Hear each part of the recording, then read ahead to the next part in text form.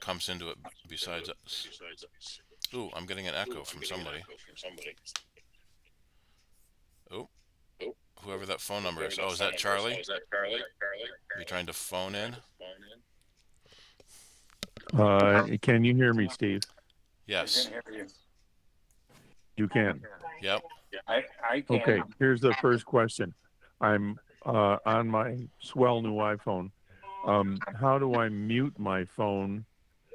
It tells me to mute my phone, and apparently I'm getting some echo here. Now, what I've done is I've dropped the volume on my MacBook to 0, but maybe I just need to turn the volume down on this. Let me try that. Can you still hear me? Yes. And we're getting background from Kim now. Can you still hear me? Yep. Okay, I'm Yes. muted. Okay. I have no idea what the hell my problem is. I had initially tried to do this from Safari, and I left that and I opened Chrome and tried to join the meeting there. At every step of the way, I have unmuted or turned on my microphone. I did go into Safari settings, not just system. I caught on to that idea. But in Chrome, if I go into settings, I don't see a comparable thing about, it just comes up with a thing about picture-in-picture crap or something like that. And I say allow, and that's nice. But I got to try to find settings here. All right, let's see. Settings. If you just search for microphone in the Chrome settings window, Yeah. that will take you to it. All right, good enough. Now, Jesus Time Christ. to new window. I've got the list of settings. I've got the list of settings open in Chrome, but I don't see a search unless it's at the bottom. Okay, I'm not actually at settings yet. Hang on. Now I'm going to settings. Maybe we don't know. No, I got a little picture of settings, and oh my God, This- awful piece of content.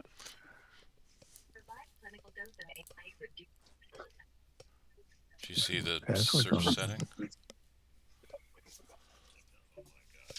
Test. Hello. I'm not. I, all right, I go into settings at the bottom of that list, and I get nothing. The Chrome menu settings command. You should get this screen I'm showing now. Let me try to figure out what screen you're showing now.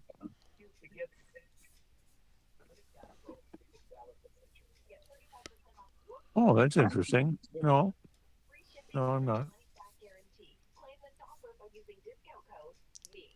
Get rid of this thing. Looks like a 46. Nice selling a video. It's Brian's sister. Look at that rump. You can tell this. Sorry about this. He's good at ropes.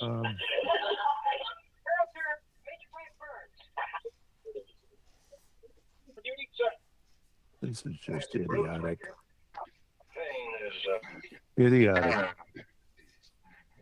All right. It's getting too much background noise from Kim again. I muted her for now.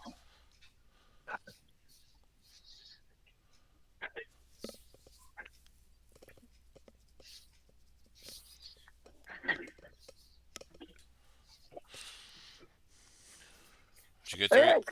Did you get there yet, Charlie? Did you hear that sneeze okay? Yeah. Good. No, I didn't get there. Like I say, I'm in Chrome up at the top. There's that vertical 3-dot ellipsis menu thing. I click on that. Then I get a whole list of stuff, and at the bottom of that is settings. Right. And that should open the window I've got open now on the I share. click on settings, and I get. All right. Hold on here. Something. All right. Hang on.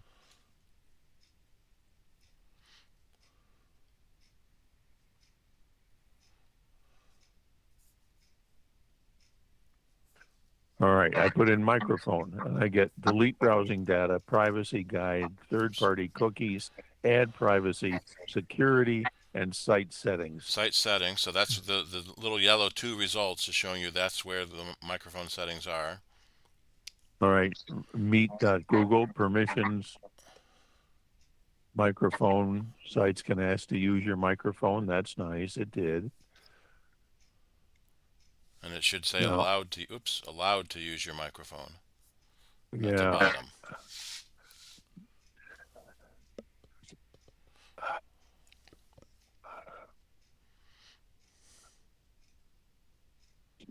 well, problem is now I've got a miniature version of the meeting on the right-hand side that covers where there might be buttons that I could click or something.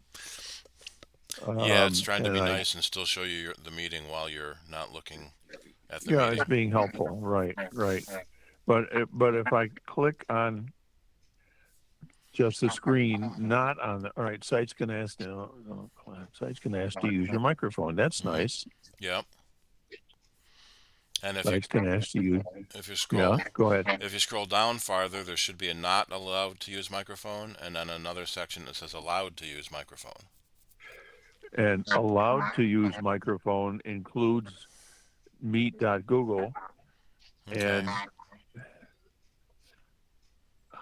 son of a gun.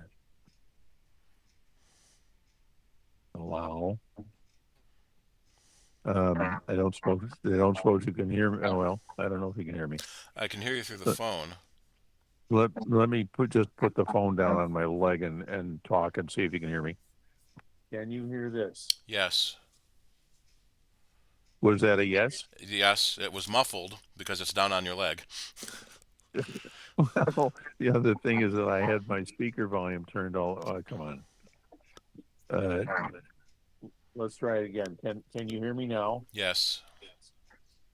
And I'm hearing you through the MacBook. Boy, that one hurt. So I'm going to hang up the call. phone. Yep. Well, we've got 10 callers in. Now we're back to 9. Did anyone else see all 10? Let's see, 9. Well, back to 9 now. It was 10 there for a minute when Charlie was in twice.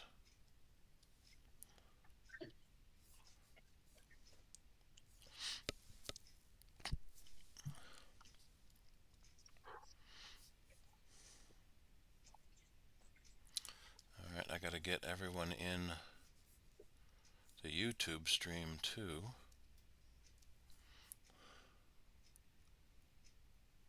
Okay, there we are.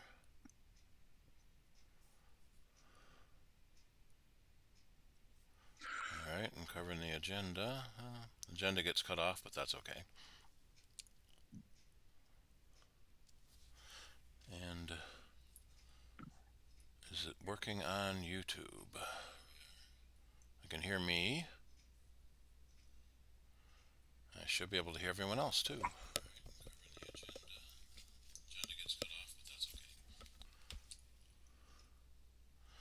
Alrighty, so I guess we're probably ready to start now, right? Let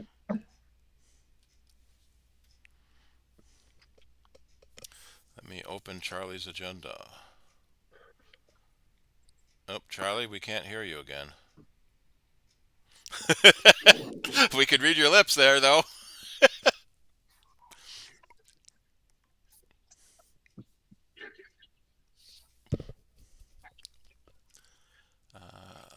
Documents, agenda.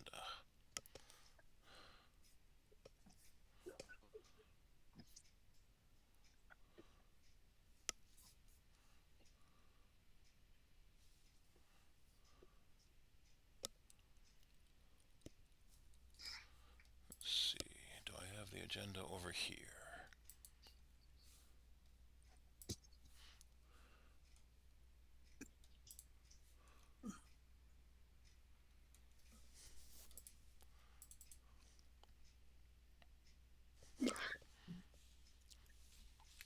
So he didn't change anything, but the microphone quit working. That's very annoying.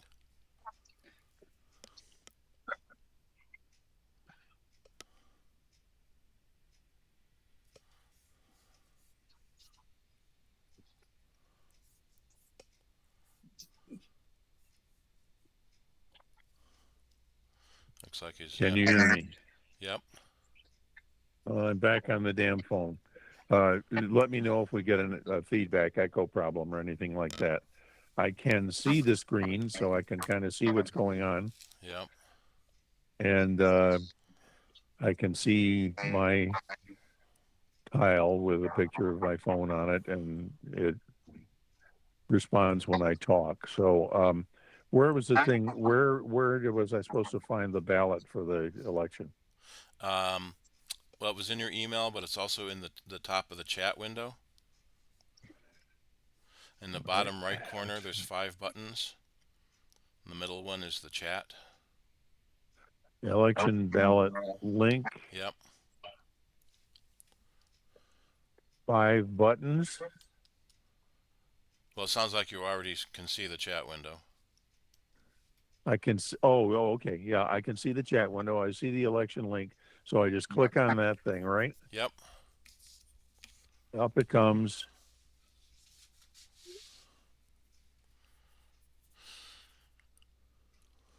And then we got 6 questions. Is it 6 or 7? I forget now. Let me go back to here.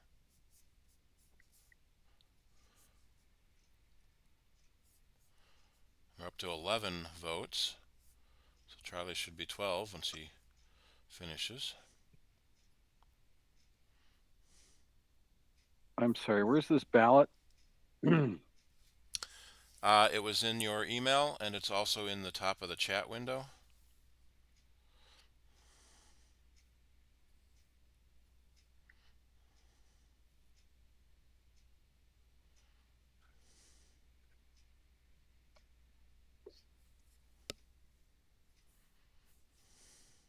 Okay, I think I did it. Okay, let me refresh.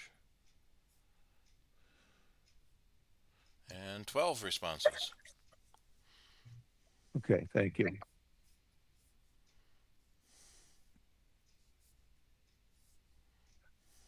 Right. How do I get the meeting back to full size? Try this. Yep, that works. Yeah, I don't know what my problem is besides the fact that I don't know how to use a computer. So Well, I'm just gonna. the little up arrow icon next to the microphone will let you click that, and it lets you pick which microphone you're using. All right, I clicked on it, and I have a choice between Black Hole, never mind, and MacBook Air speakers. Not microphone. It should give you speakers. Microphone and speaker. And you click the one next to the microphone. The one next to the camera only gives you camera settings. To the left of the microphone icon. I did. That's the one I clicked. Okay. And what's coming up is the choice between Black Hole, never mind that, and MacBook Air speakers. And if I click on MacBook Air speakers, I get a choice of Black Hole, never mind that, right, and test speakers. And what is checked is MacBook Air speakers built in. Right. But there's a check mark next to that. That one's good. The left one is currently set to Black Hole. You want to change that to microphone. Gotcha. Maybe. Or change how about that? Change your system microphone as well away from Black Hole. So it probably uses the system by default, but you can pick a different microphone in the window itself. Okay, I got a minute here. Boy, it's a good thing I accidentally found some of this stuff. Now we're hearing an echo MacBook, because we're getting it twice. Okay. Now are you hearing me through the computer? Through the computer and the phone. Yeah, but I'm not. Try it again. Yep, we can. No, we can hang hear on. you. It was automatically muted. Try it again. All right, I'm gonna mute. All right, I'm gonna mute the phone. So now you should just get through your computer. Good. Good. I'm going to leave the phone on the connection in case this thing goes to crap again. Yeah, we'll just leave it That muted sounds so we don't get normal. echoes. Right. I'll turn the volume all the way down. So you were sending your microphone into a black hole. That's why we couldn't hear you.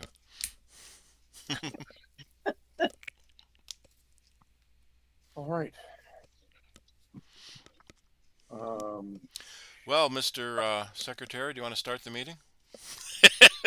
Yeah, sure, fine. Hi, everybody. Welcome.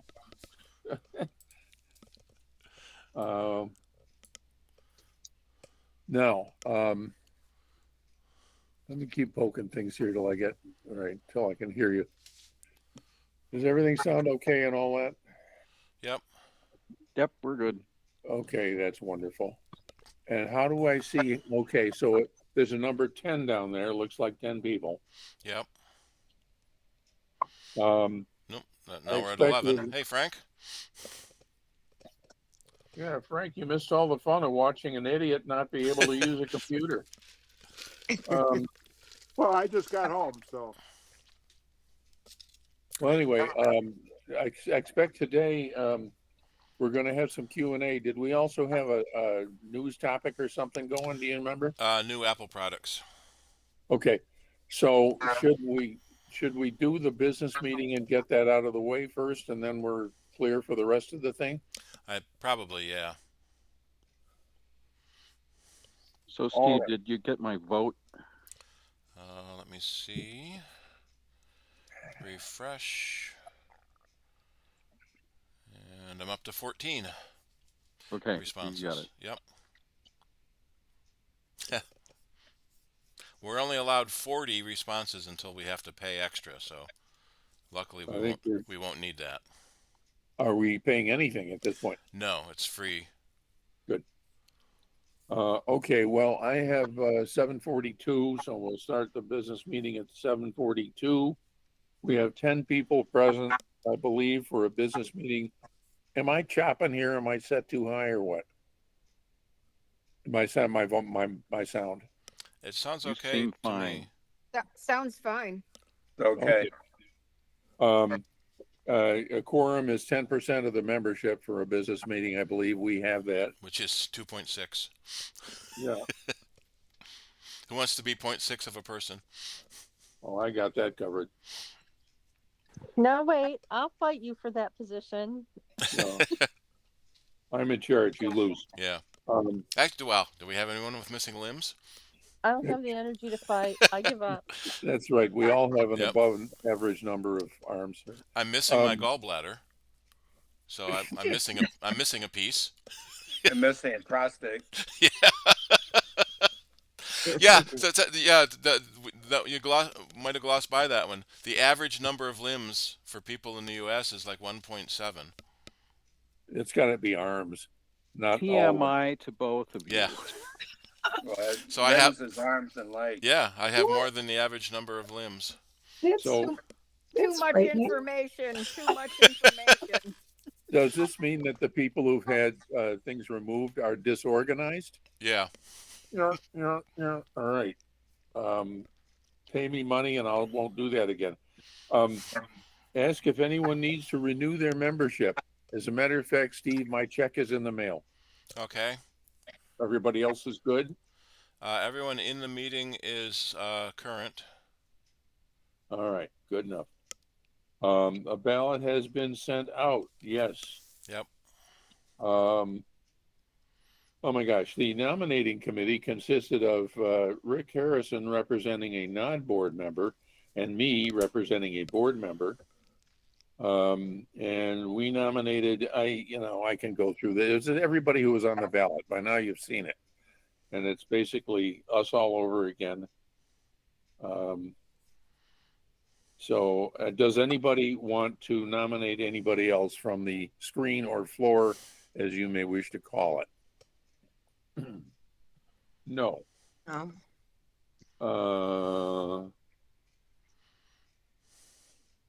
So has everybody had a chance to complete their ballot? No, Yes. Who said no? I did, Linda. Oh, hi. Where is it? At the In top of the chat. what? Yeah, my next question is how I get rid of this stupid thing that now says, oh, all right, that did it. Gosh, this is fun. I will unpin you so now we can see everybody. Yeah, Linda, in the bottom right corner of the window, there's 5 little icons. The center one is a chat window. There may only be 4 icons. It may Oh. look different from that, but there's a thing that With looks like a everyone? window. Okay, so chat with everyone. Yep. Yep. Okay. And at the top of that is the ballot. Okay. Yeah, you're right, Charlie. There may only be 4 because I might have an extra one as the organizer. Right. I only have 3. I've got info, people, chat, activities, and host controls. Yeah, so no one else will have host controls but me. Linda, are you doing okay finding the ballot? Yes, I am. I'm doing it right now. While you vote, I want to mention to Steve just that this whole fracas with me trying to connect with this meeting and get everything working is typical of my experience with a problem with a computer, in the sense that I try a bunch of different things, and by the time something does work, I have tried so many different things, I can't remember what I did to get that one that worked. Yeah. You know, so next month or next week we can do it all over again. I sometimes try to make a list of everything I tried and then cross it off when it doesn't work. And you only try Okay. one thing at a time, because if you try 3 things, you don't know which one did it. Yeah, an equation in too many unknowns. Yeah. What was I going to say? Oh shit. Now, is anybody in the meeting using Safari rather than Chrome? I am. That sounded like Carol Maisley, and who else said so? Linda. And Bob. Okay, and Bob. So for 3 of us, Safari's working okay, right? Yes. It was working okay for me too, but then I wanted the effects, so I changed to Chrome. I'm getting an echo when. It's Kim's getting a background noise. But I'm muted when you keep saying that. I just unmuted like a half a second. You're not showing as muted on your tile on my screen. Well, no, because I'm talking now. 'Cause I was gonna say, what do you? Oh, well, you're on a computer, okay? Because I'm on the phone, so I'm not on Safari or Chrome. I'm on the Google Meet app. Different yet. Haven't tried that. I'm sorry, who is C and K? I've got a blue K for Kim and a turquoise K for Ken. Where do you? Oh, the list is if you Oh, click on Oh, everybody. the C is probably Carol Misley. Oh yeah, in the people list, it only shows you one initial. Yeah. Red C is Carol and green C is Carol Reno. Oh man, it's so much fun. Now that's interesting. My colors are different. Carol Areno is a dark green. Carol Maisley is kind of a orange-ish red, and Charlie is kind of a pinkish red. So why are we using this instead of meetups this time? They were sold. We never used meetups, but Mastermind Lounge is being sold. Oh, that's what I meant. Oh, now Nick is saying. So Sunday when we were doing our Soundbites meetup, now you got me saying it. He's using Matrix because it's free and open source. The sale of Mastermind Lounge is on hold. So we could have done it, but I'd already sent out all the stuff about using Google Meet, and I think we'll just stick with Google Meet. All right. Linda, have you had a chance to complete your ballot? Yes, I did. Yeah, we have 15 responses now. So everybody's all set there? So that's more than half of the voting membership. Nice. That's good. That's good. Hey, Steve, how does SurveyMonkey keep track of, like, who's voting? By your IP How- address. The IP. So if I went through your email and did the voting, and then if I click on the link that's in the chat, it brings up a ballot again. It's the same. Well, it's the same link, but if you're on a different IP address, it should say you've already voted. And that would be if I submit it. Yeah. It's technically you can vote twice if you do once at work and once at home, or if you use a VPN and get a different IP address to the internet.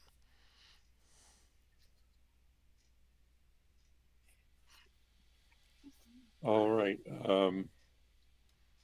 Now,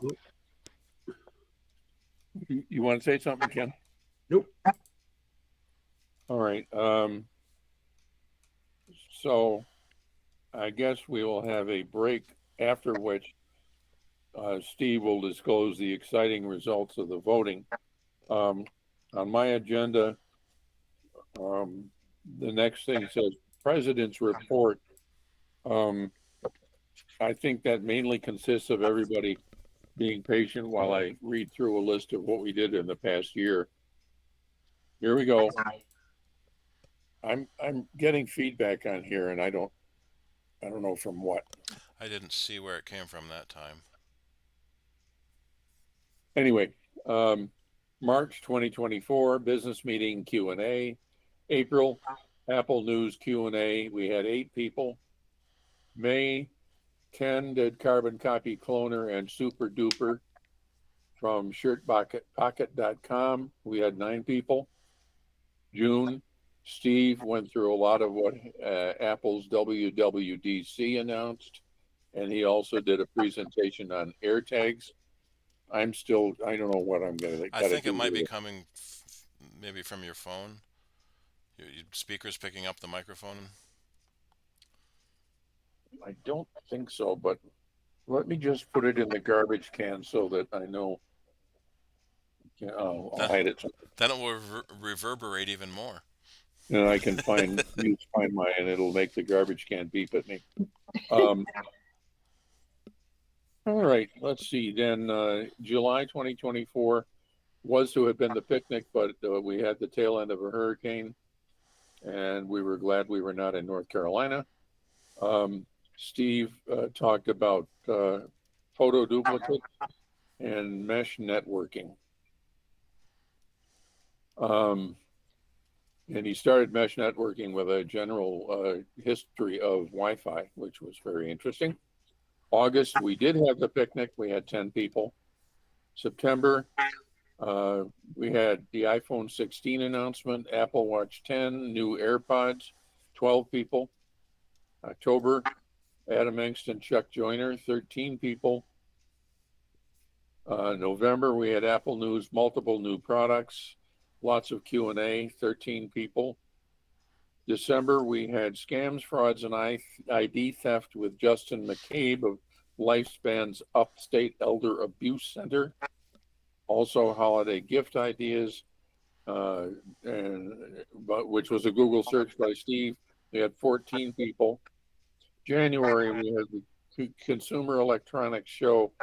We had 12 people. In February, we had Lyle Tague and Ken Schultz from AARP Tax Aid on the 2024 income taxes, and we had 17 people.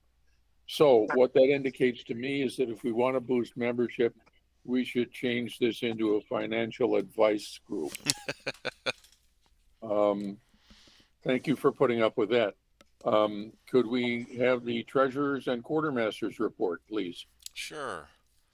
Let me share window and treasury. All right, so for 2024, we brought in $320 in membership. That was all renewals. We didn't get anybody new. Steve? Yes. Excuse me, but just while we're at it, how do I make your presentation full screen? And I know you can make the whole Chrome window full screen. You can pin. So if you point to the center of a person's square, you can pin them, and they get bigger.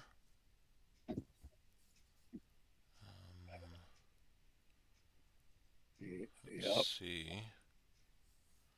I don't know if there's a way to make the presentation bigger. Okay, well, we don't have to worry about that. We don't have to waste time on it, but it's just, I thought it'd be a nice chance to find out about that if we could. Okay, pardon me for interrupting you. I can let you annotate on my screen. That's interesting. All right. So money out was about $300, and so our net income for the year was about $13. So the equipment purchase was the Apple Care renewal, which is $99 a year to keep the warranty running on the computer. So we're entering our 4th year on the computer. The office supplies was the Quicken. I'm waiting for a discount code to come through. Usually a few weeks after it expires, they send me a discount code. And then our picnic expense and our hosting fees.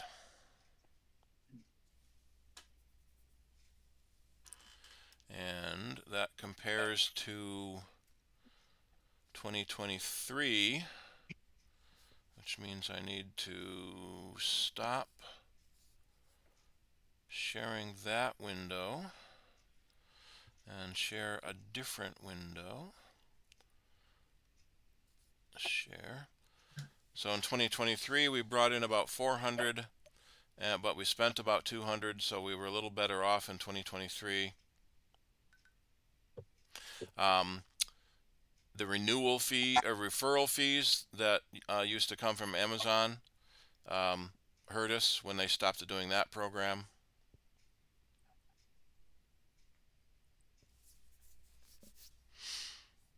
Steve, what's the Square fee? Every time someone pays online through Square, Square takes a percentage. Oh, okay. So if you send a check, there's no fee, but those are old-fashioned. No. Why don't we use PayPal instead? It's free, isn't it? No, it's there's a fee to accept the payments. Is it greater or less than the Square fee would be? I haven't checked lately, but it wouldn't hurt to check.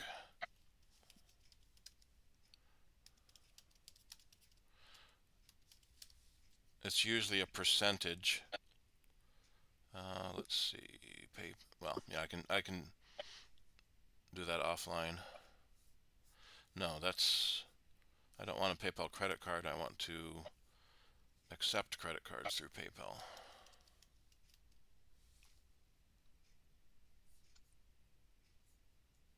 So that's something I can work on. Somebody add that to my to-do list. Thank you, Rick. You're welcome. The other question is, are we at the point where you think we might have to bump the fee or membership fee by maybe $5 or something? I've been trying to avoid that, especially with not having, let me bring it back to this year, not having the in-person meetings and not needing to pay for meeting space. I don't want to raise the fees, but it is something the board could talk about next week too, but I personally don't think so. I'm in agreement.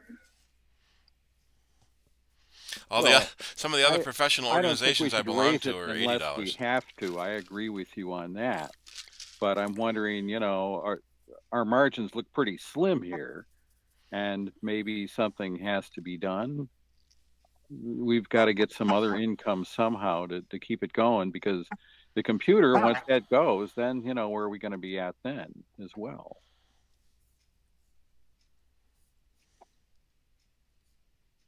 Yeah, I expect nope, wrong window. Um, that we'll be able to keep renewing the AppleCare till the computer's 8 years old, because that's when it goes vintage. And I'm sorry, No, 5 years is vintage, 8 years is obsolete. right. Um, in Apple's wording of their of AppleCare, it says you can keep renewing it until you stop. We haven't seen what happens when Apple stops it. So, you know, can you continue renewing it after your computer goes obsolete? Because the renewal option hasn't been available that long anyway. So in the next couple of years, when the first machines that had a renewable AppleCare start becoming obsolete, we'll see if it continues or not. I kind of doubt it, because that's when Apple stops supplying parts. Except for the Right. battery. Batteries can be replaced up to 10 years.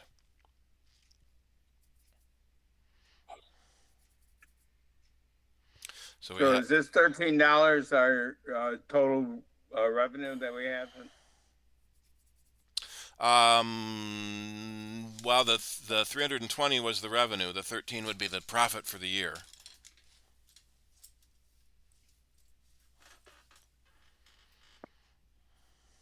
Well, we Was- spent 306, right? Right. And we had 320, so our net total is $13. Right. Our Yeah, net profit for the year was $13. So we made $1 a month. Yeah. So we are living up to our nonprofit status. Yeah. We have no other money in the bank somewhere. Correct. We do have. Let me bring that window up. The only other asset is the computer itself. And where is that window? That's this window.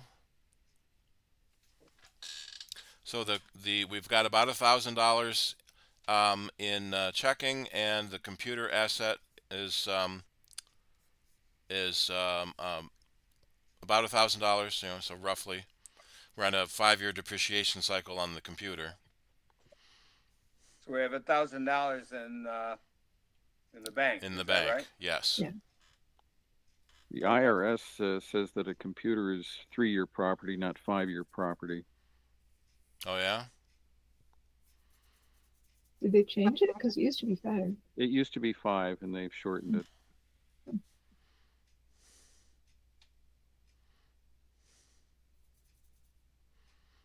Well, I'm guessing we'll be able to keep AppleCare going at least 5 years before after it turns vintage, is the question.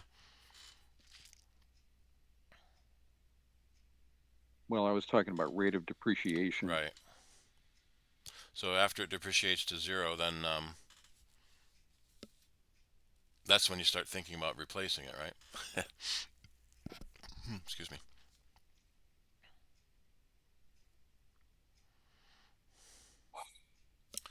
All right, any other questions on the Treasury? Thank you very much. I don't believe, at least according to my agenda, we don't have to vote to accept it, but Yeah, it's just a presentation as far as I remember. sounds good to me. Want to do a quartermaster thing? Yeah, I don't have anything prepared. I forgot to update the form until just now. But basically the club's main asset is the computer. There's also the tub of stuff downstairs that I've been storing, all the PA equipment that we haven't needed to use, the coffee pot and refreshment equipment that we haven't needed to use. So that's all downstairs in the garage being stored. I don't know if it's worth trying to sell the PA equipment. I don't think we'd get very much for it anyway.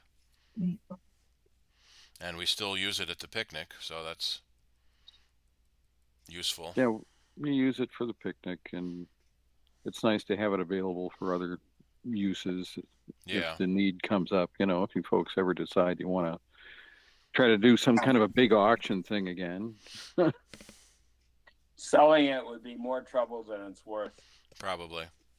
Yeah. You could always list it on eBay. Somebody would pay something for it. And just make it so that they have to pick it up, or you can list it Yeah. on Craigslist. Buyer pays shipping. Be a couple $100 Oh, to ship due to the weight of it. well, you can make it a pickup only item Yeah. and just make it local. Does that cover the quartermaster? Yep. Thank you for that.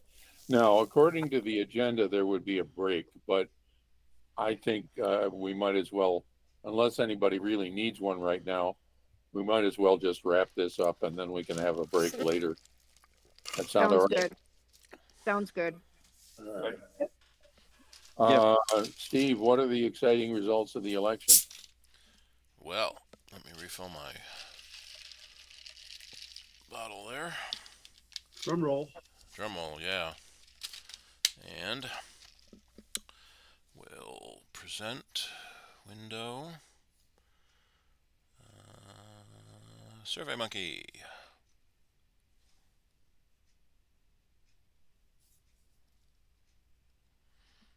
Okay, we are getting that. All right. So refresh. I should close the voting. Where is that? That's back here first.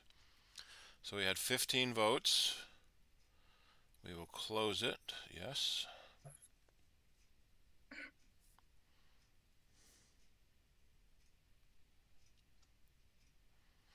And now, nope, that's the wrong button. Analyze results.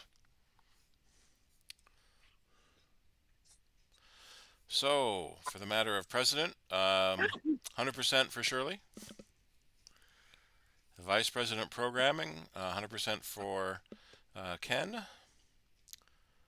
Vice president of publicity, 100% for Kim. And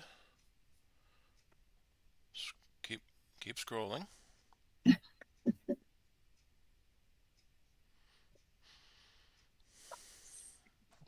Maybe this button helps.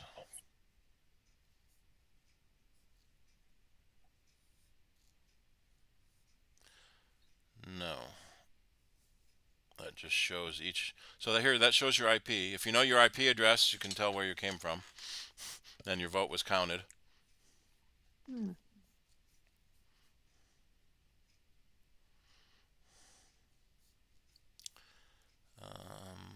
Let's see. So summary.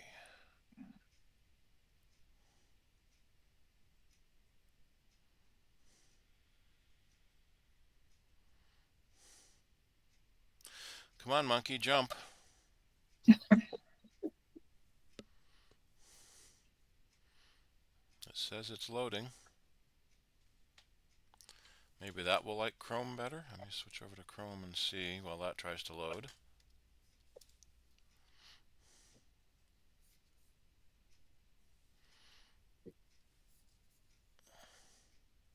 Oh, it needs my password, so let me get my password.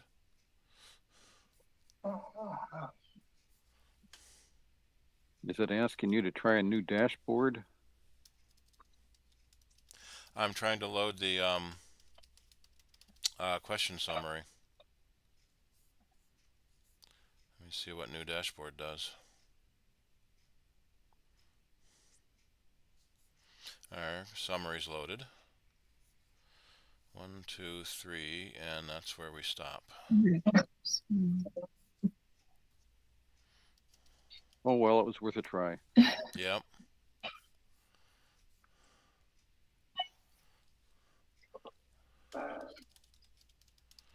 I'm logging into Chrome to see if it loads any better in Chrome. Oops. I have to spell the address right for it to work.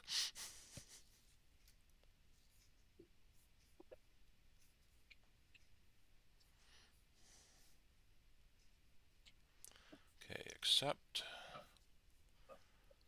How much of our lives do you think we've wasted waiting for computers to do something? Yeah. All right, so I'm going to switch. Close. Chrome. Present something else. SurveyMonkey. Okay. Question 4. Secretary, 100% for Charlie. Treasurer, 100% for me. Directors, 100% for Bob and Carol.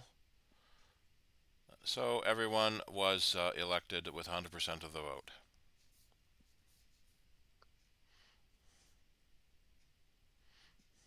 Yay. Congratulations, everybody. Yay! Hey. Insights is a paid feature. And Heels should not be named, had nothing to do with it. Paid feature, so we won't be paying for any of those features. All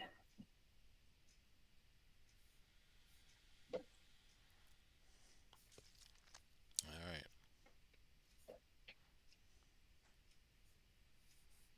So it does look like we can see the individual responses of each person. Who was first? On 310 at 1927.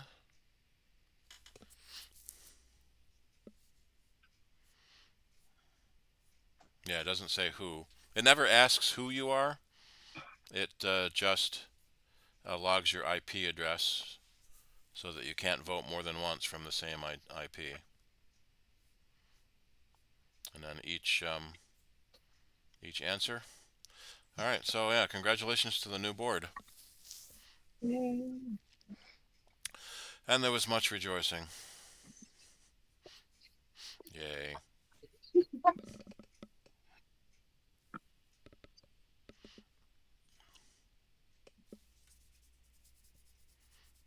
Mhm. All right, I think that will conclude the business meeting. And we lost Charlie. You're muted this time. Can you hear me now? Yep. Yes. Great. You missed all my inane remarks, so that's good.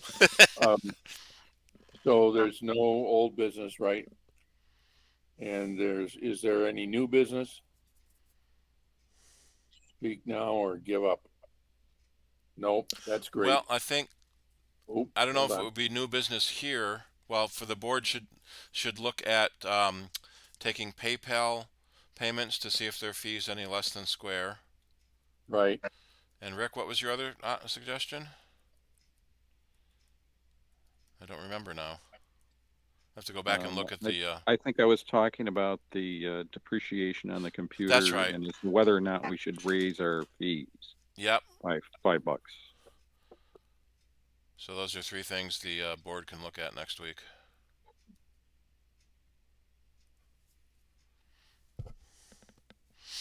Save it for the new board.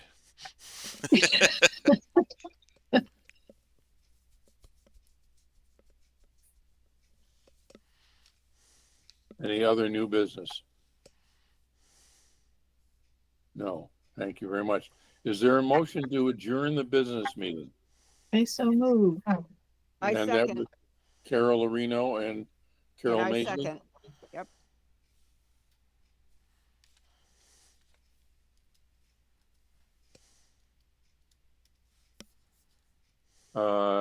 Is everybody in favor? Yeah. Yep. Great. And the time is 8:14. I raised my hand. Are we all set there then, folks? Yep. Thank you for your participation. I can do a thumbs up reaction.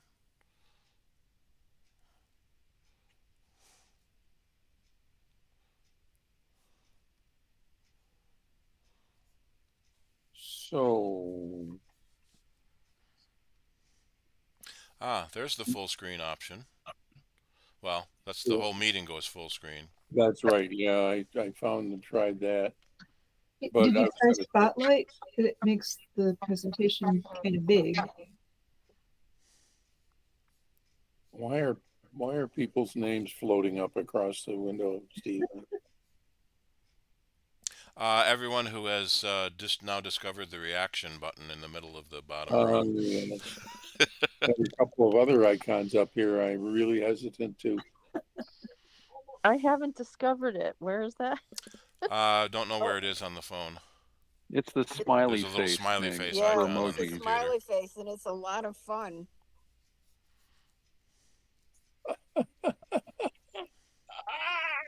Okay. Oh, And if you have, I think you need at least an Apple Silicon computer. You can do other special effects in your camera.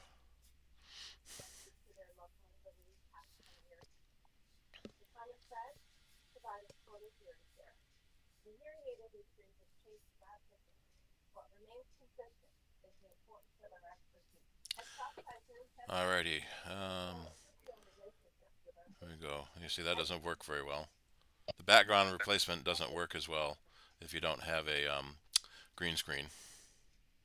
What does work, and I'm getting stuff from you and Kim and whatever else, me too, is the closed captions down on the bottom. yeah. CC box. Oh yeah? Yeah, Nice. gets them from all over the place. Now YouTube is doing that automatically. I wonder if it'll do them both now that I'm feeding it into YouTube. What are Double you talking captions, about? Old huh? fashioned? Closed captions, the CC button. This closed caption in the Google Meet is very, very good. It's very quick Yeah, and it's and very accurate. yeah, it's pretty accurate compared to the other one. Where is this? I don't see it. Down on the bottom, a box that said CC in it. I don't see it. The bottom wait, center I do. buttons. Right, they're It's just really to the right small. of the camera. I see it now. I don't. It's probably in a different position on the phone. To the right of the camera, the left of the smiley face. Yep. I don't have a camera or a smiley face. So there's probably a settings button then. Oh God. So anyway, maybe next week when we use this again during the board meeting, we'll see if we come up with anything about making a presenter full screen. You can make the presenter bigger by clicking on the pin icon. I did that, but it's not a true full screen. Right, it's just bigger. You can make the whole window bigger. I could zoom when I zoomed in. It didn't make the window bigger. It zoomed in within the window, and then I had to move it around.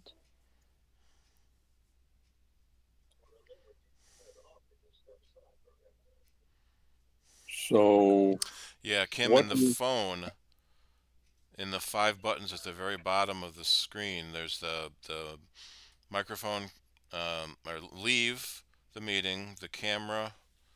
Could that work? This way. The 3 vertical dots is your settings, and that brings up the reaction icons and the closed caption icon. Oh, the emojis. Okay. What is the leave call? That leaves the video call, so that's how you leave when you're done. But I'll end it when It'd we're be done like anyway leave and meeting. kick everyone It'd be out. like leave meeting. Oh, I see. So it's an exit button. Right. I think they should have said exit. Does this mean that we're basically into Q&A now, or what? I think so. Yeah. Do we want to do some do you wanna Q&A do and then do some talk about the new products? Does everyone see all the new products? We got a lot of new products this month. No, I haven't even seen them yet. So this would be good. Okay, why don't you go ahead and do new products, then we'll have a break, and then we'll do Q&A. Does that sound okay? Sounds good. Sounds good. Okay, so now my presentation window is bigger, but still not full screen. All right. So first of all, we got the low cost iPhone. That isn't that low cost anymore. So this is the iPhone 16e, which replaces the iPhone SE at the low end of the product line, or entry level, I guess. So the SE was $429. The new iPhone 16e is $599, which, yes, it is the least expensive iPhone, but it's more expensive than it used to be for the least expensive, if that makes sense. Yeah. Um, let's see. One of the biggest things is it went to the Face ID and the no home button. Let me go back a page. It's basically an iPhone 14 on the inside. Apple also discontinued the iPhone 14, and as we'll see when we get to the pricing structure, so the 15 and 16 are now the two base, the two models available. So the last vestiges of the original iPhone from 2007, the home button's gone.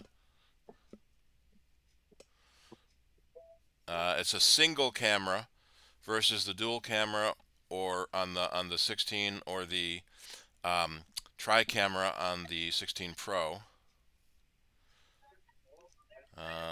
It's all the basic. Everything is the same.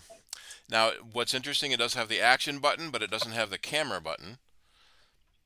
So it's got the action button of the 14, but not the camera button of the 16. USB-C. So it's the last the last Lightning phone is gone. So now they're all the phones are USB-C. Face ID now.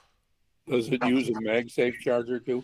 We'll get to that in a moment. All right, all right. Actually, well, I know the answer to that, but I'm not sure if it says it here yet. I don't remember. Let's see, we go down. So 6.1 inch. So it's larger than the 4.7 inch of the SE, but because the phone now the screen goes to the edges, the phone is about the same size as the SE used to be anyway. So we'll bring that comparison up a little bit. That's what I think about it. Yeah. Full screen videos. I still don't know. So I was waiting in line the other day, and I tried watching a video on the phone. Short YouTube videos maybe. I can't see myself sitting down and watching an entire movie on the phone. That must be for people who don't have any larger screens. That's the only screen you've got. So compared to the iPhone SE that it's replacing, the battery lasts 11 hours more than the third generation SE. You've got the sleep-wake button and the volume up and down. It uses the A18 processor, so it's a relatively new processor, which is one of the reasons we think that the price is higher, is because it is using the newer processor. Which processor is in the plain 16? 16, I think we're up to A18 also. Okay. And I'm gonna, while I have interrupted, I'm gonna ask Kim to please mute herself because I'm getting whatever TV she's got on in the background here. Thank you. Yeah, I heard it too. Kim, did you hear that? Could you please mute your phone? And the 16 total. Okay. All right, I can mute. There we go. I'll mute it. Okay. Thank you. Where was I? So, yeah. So the current 16 also has the 18. The 16 Pro has the 18 Pro chip. So it went from the A15 chip in the SE third generation to the 18 chip. So it's quite a big chip jump to move up to the 18. Let's see the rest of this. It does support Apple Intelligence because of it's got the processor and the memory. All that extra stuff. This is all. Also, they've had to back off on some of the Siri Apple Intelligence. They don't think that will be ready this year now. One of the rumors is saying it won't be ready till next year. So the bit that was supposed to make Siri smarter, they've had to hold off on. The 48 megapixel fusion camera, so it has the much better camera, since that's what a lot of people use the phone for, is taking pictures anyway. And you have the 4x zoom versus the older previous phones. So much better phones. There. Same eSIM, crash detection built in, satellite features built in, so you can text over satellite. You can make emergency calls over satellite, which is currently free for 2 years. And every time the free service runs out, Apple has extended it. So Apple's paying for the satellite service so far. Let's see, trade in your old phone. Okay. So in terms of phones, share this tab. So the where is it? iPhone, the SE third generation versus the 16e versus the 16. It's a little bit bigger, but the screen is much bigger. So people who like the small phone, there were sort of two target markets for the iPhone SE. It's people that like small phones and people that wanted cheaper iPhones. And Apple also was keeping 2 previous generations. So when the 16 came out, the 14, the 15 and the 14 were also available as well. Compared to the 16e and the 16, 16e still got the same screen as the 16, same chip as the 16. Doesn't have quite as good a camera as the 16, but it's $599 for the 16e and $799 for the 16. So the $200 gives you a few extra features. You get the second camera and better camera options. You get the macro option for the half zoom. Everything else is about the same. They've also what's the primary benefit of the second camera? It's a macro camera. Well, do they call it macro? Yeah. So it can take close-up pictures, and then the second camera is, no, it's a macro and an ultra-wide. Sorry. So it can take wide-angle photos at with 2x zoom, or it can take macro photos at a half x. And then the 3 cameras on the Pro add even more. You get a telephoto camera as well, with up to a 5x optical zoom.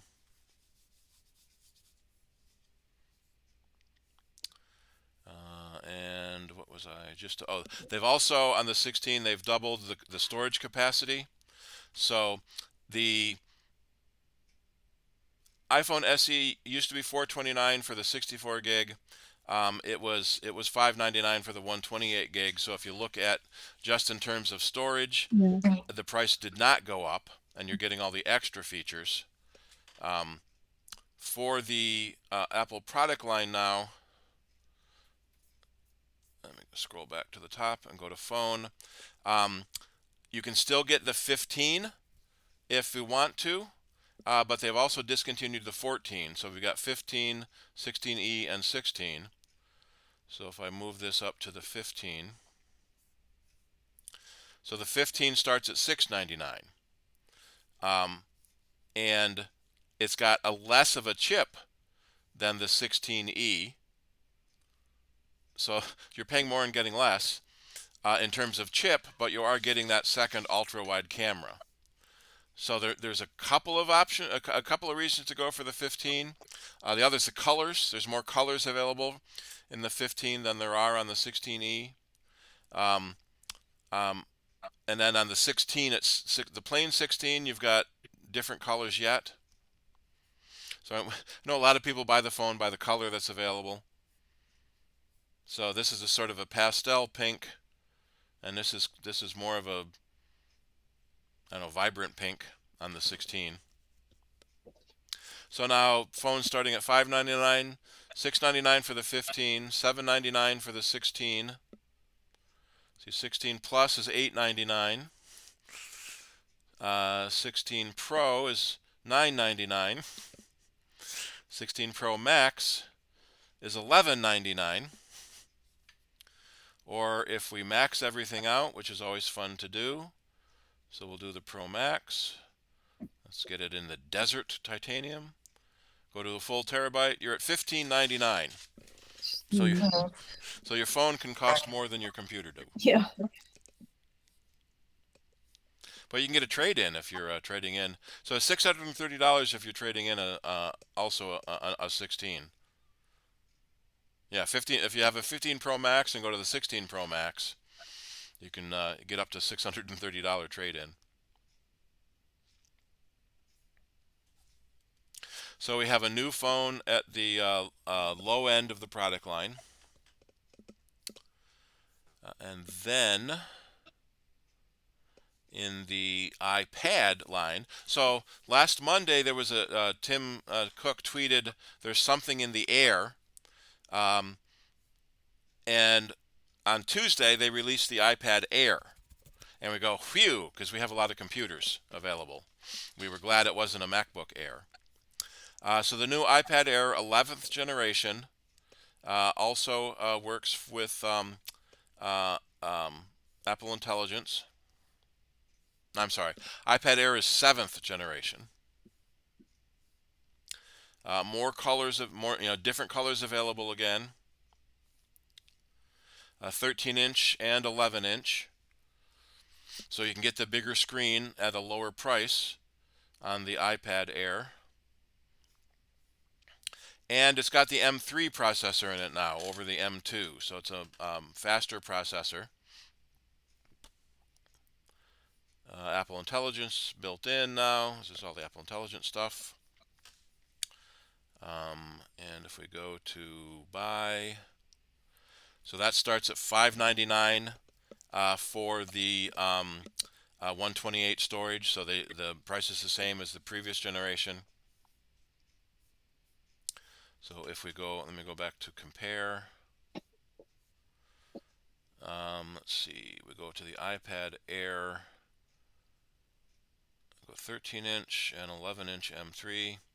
So from the previous generation iPad Air, 5th gen. So it's 11 inches now instead of 10.9. I don't know if that means they actually upgraded the size or if they just call it 11 inches now. M2, let's go to the M2 Air, sorry. Because the M2 Air was also 11 inches. So we've got the M2 versus the M3, so you have a faster processor. Camera's the same. Pretty much everything else is the same. You're getting the much faster processor. And yeah, it weighs 2 grams less. So there you go. 500 nits.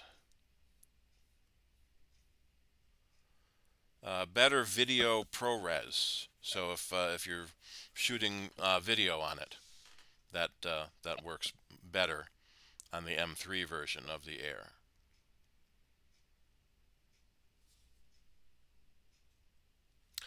And then the next,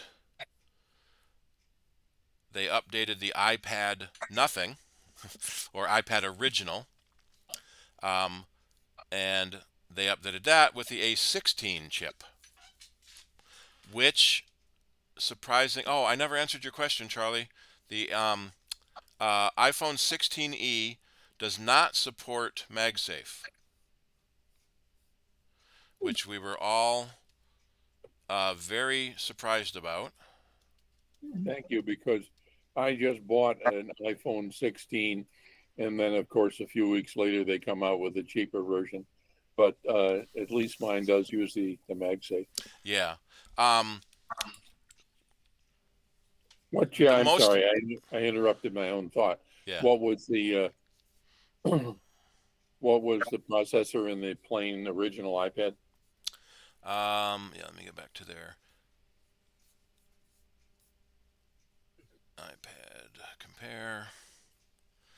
So we have the iPad current A16, the previous generation, 10th generation iPad was the A14, so it jumped two chips, two generations.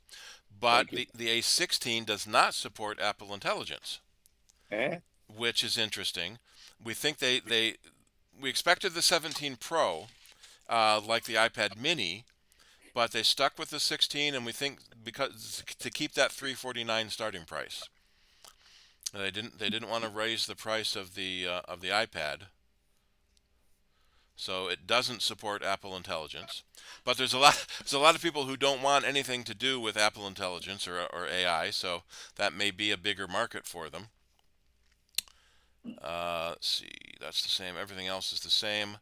Starts at 128 storage, so it's a chip. The chip jumped two generations, and the storage capacity doubled for no additional cost. And that one's even the same weight, 477 grams. So part of what we see, and I like the way it was always Jason Snell that had talked about it, that whenever you, no, it was Andy, whenever you want to buy an iPad, the best iPad is available in your price range. So for $349, you get the iPad 11th gen.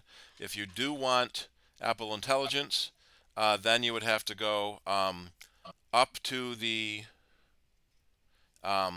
Mini or the Air. So $349 for the 11th gen, $499 for the iPad Mini that does do Apple Intelligence, or $599 for the iPad Air. It's interesting that they keep the 11-inch iPad and the 11-inch iPad Air. Whoops. When the iPad Air's got the significantly faster processor and better camera and Apple Intelligence and all the other stuff, it's nice that Apple is keeping a lower cost iPad available. So unlike the 16e where the price went up, the iPad 11, the price did not go up.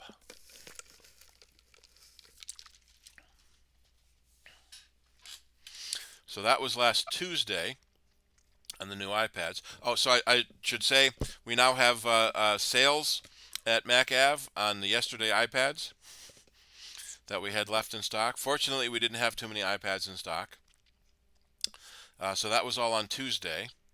And on Wednesday, they came out with the MacBook Air. And we're mad because we have a lot of MacBook Airs in stock. So we got really good deals now on the yesterday MacBook Airs. So this is the MacBook Air, starting at $999 still. But that's for the M4 chip. So in the previous generation, it was the iPad Air M2 that was $999, and the M3 was $1199. So now that they're able to get the M4 out for $999, and one of the big tech bloggers, Linus Tech Tips, just a couple of weeks ago, did a thing on switched his whole office to Macintosh as a test, and he got mad because he bought the $999 M2 Air, and now Apple is a week later telling him, "Oh, that's garbage. You should buy the $999 M4 Air." So, well, that's kind of what happens anytime. That 999 M4. What's the? Is it the price I'm thinking of here, or I'm trying to figure out why? Because I just, of course, bought an M3 Air, but did you get the Oh, 8 no, no, RAM no. or the 16 RAM? I got the 16, and also Yeah.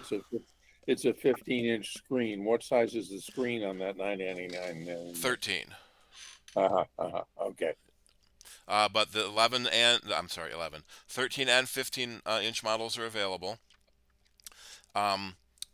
and they the previous generation they bumped to 16 gigs of RAM without raising the price, which is nice. So the new M4 version, the 999, is 16 RAM and 256 storage. They've added a new color, which is called sky blue, but all the reviewers that have it say it's not really that blue at all. It's gray. Somebody whispered blue as the machine went flying by on the production conveyor belt. If you set it on something that is blue, it looks more silver. It is slightly different than silver. Starlight is still available, and the Midnight Blue is available. Space Gray is now gone in the Air line. So they've put Space Gray back to the Pro only. Let's see, M4 chip. So if you still have an Intel laptop, now more than ever is a great time to upgrade. So this is up to 23 times faster than the last fastest Intel Air. It's twice as fast as the M1 Air, which came out 5 years ago. So people who already have an M1, you might the M4 is enough of an upgrade that you might be interested in doing that upgrade. Longer battery life than the previous versions. Again, Apple Intelligence is built in and all that stuff. Let's do that compare. Going to compare. Oh, this doesn't let me compare the way I want to, does it? Compare Mac? No. So let's look at the previous Air. There's the M2 Air, the M3 Air, and now the M4 Air.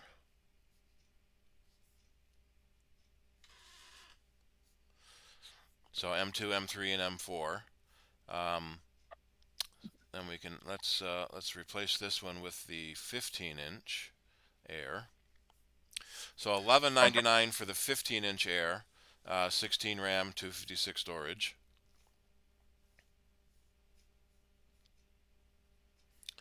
And compare that to the previous M3 Air.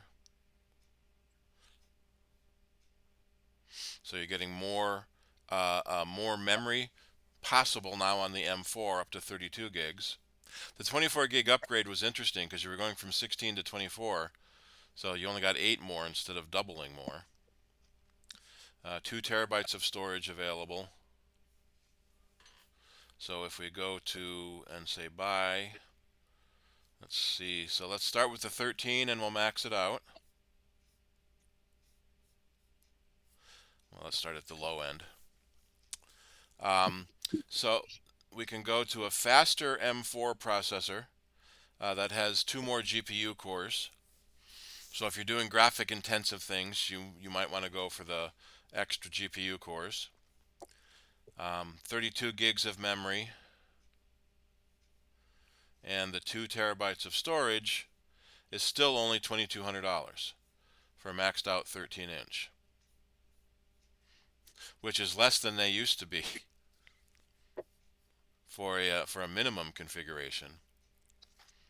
And if we go to the 15-inch with 32 RAM and 2 storage, so there's an interesting option on the Air. The standard AC adapter has got 2 ports on it, so you can charge your computer and your phone, or your computer and your iPad. You can charge 2 things at once, but it's only 35 watts, so it's regular charging. Or you can get a 70-watt single charger, so it'll charge faster. So you can either charge 2 things or you can charge 1 thing faster. So it's a $200 price difference between the 13-inch and the 15-inch. And we are now seeing some of our 13-inch models are going for $799 because they're the previous generation one. So that's with 8 RAM and 256 storage. Is $799. 16 RAM, 256 storage in the M3 is going for $999.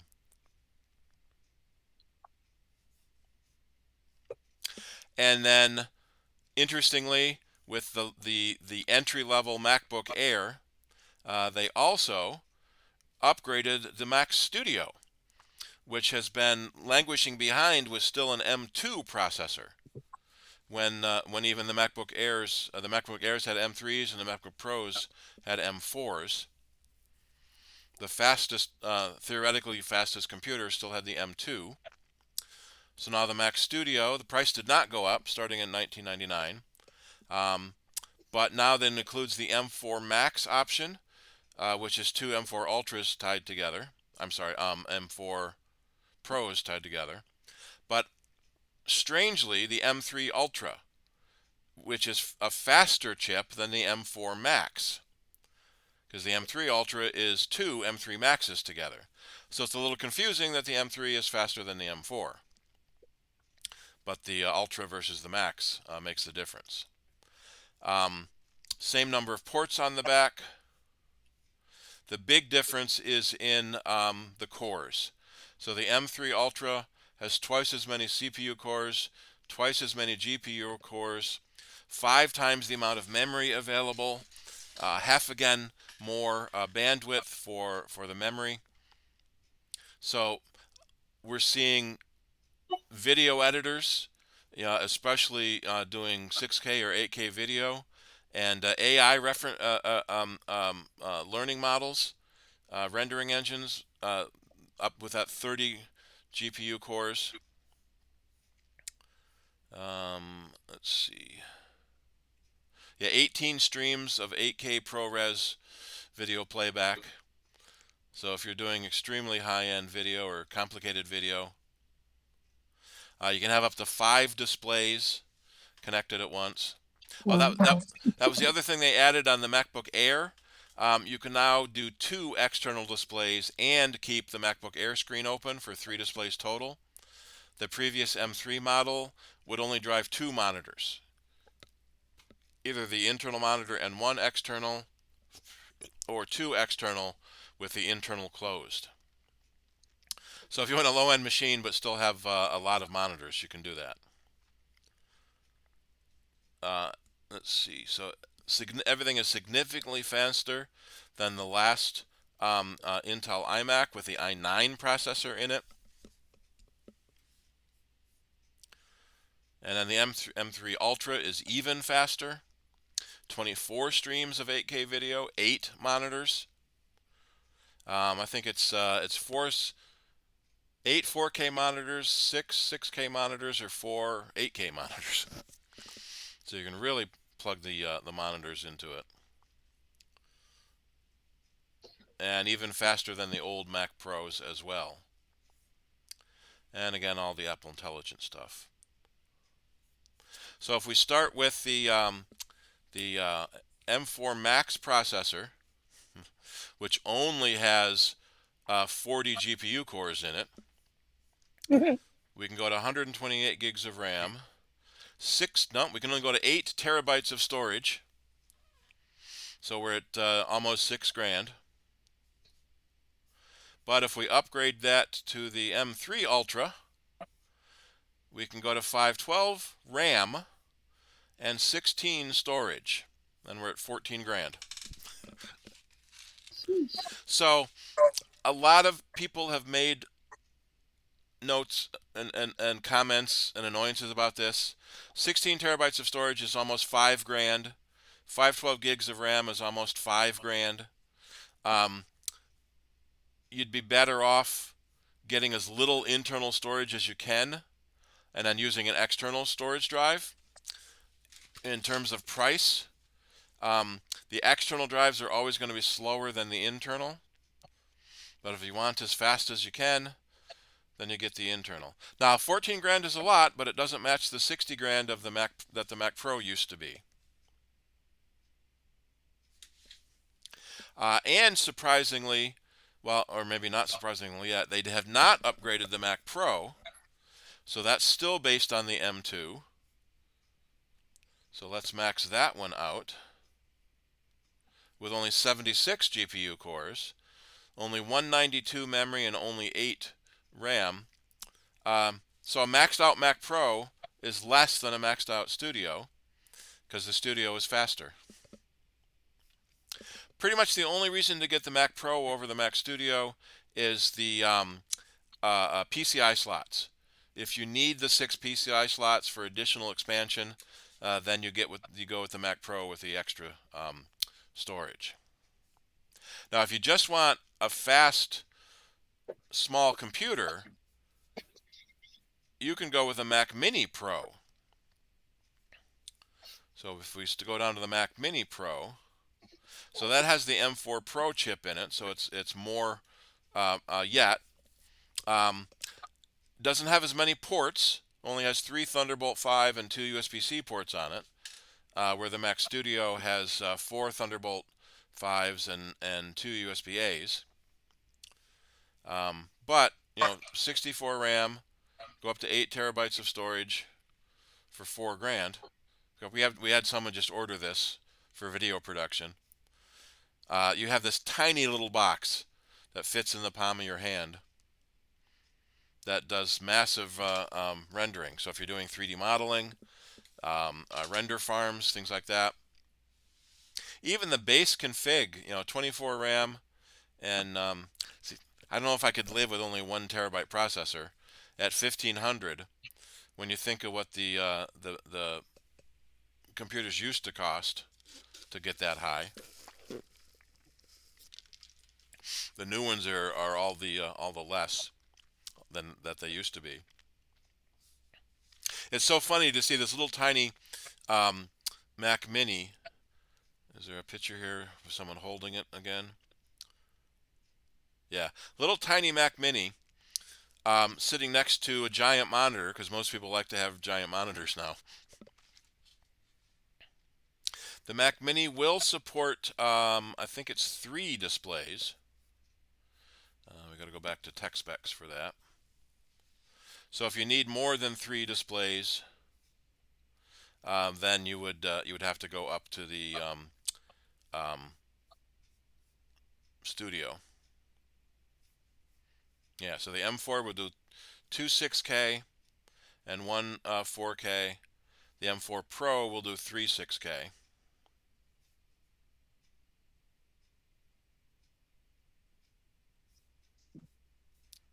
So multi-monitor support. So now what we're waiting for is will the Mac Pro get updated? There are a lot of rumors about the new displays using mini LED backlights instead of LED backlights. And will we see an M5 MacBook Pro before the end of the year? So the end of the year is usually where it's expected. That usually comes in the October, November time frame. But we never know. So the 3 chips available for the MacBook Pro. So now, actually, let's try that. So a 14-inch Air 16512 is $1599, and the 15-inch Air 16512 is $1399. So you're getting an inch less screen between the 14-inch and the 15-inch, but you're getting a better screen. The Air is a Liquid Retina, and the Pro is a Liquid Retina XDR. You're getting more ports on the Pro. In addition to the 2 Thunderbolt ports you have on the left, on the Pro you have an additional Thunderbolt port, HDMI port, and a SD card reader. So the M4 16-inch Pro kind of blurs the line between the Air and the Pro before you move up to the M4 Pro model, which starts at $1999, and the M4 Max, which is 36 RAM and 1 terabyte storage for $3199. So you're at the very high end there. And let's just max that out. Let's put the nano texture display on, of course. Have to do that. So it cuts down on glare, but is it, I don't know, if worth $150. Get the extra GPU cores, extra storage, and extra RAM. So now it's $7 grand. So you can get 2 MacBook Pro Maxes or 1 Studio.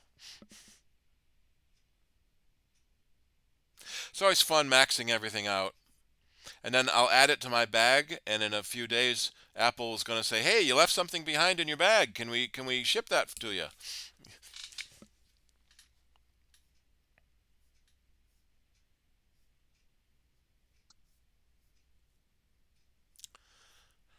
All right, so I think that was all the latest Apple announcements. The MacBook Air, iPad Air, Mac Studio, the iPad Nothing, and the iPhone 16e. The watch did not upgrade yet. So we're already hearing a lot of rumors about iPhone 17, which is expected in September. WWDC is coming up in June, and that may make the Mac Pro announcement then. That's sometimes when they come out with their fastest models.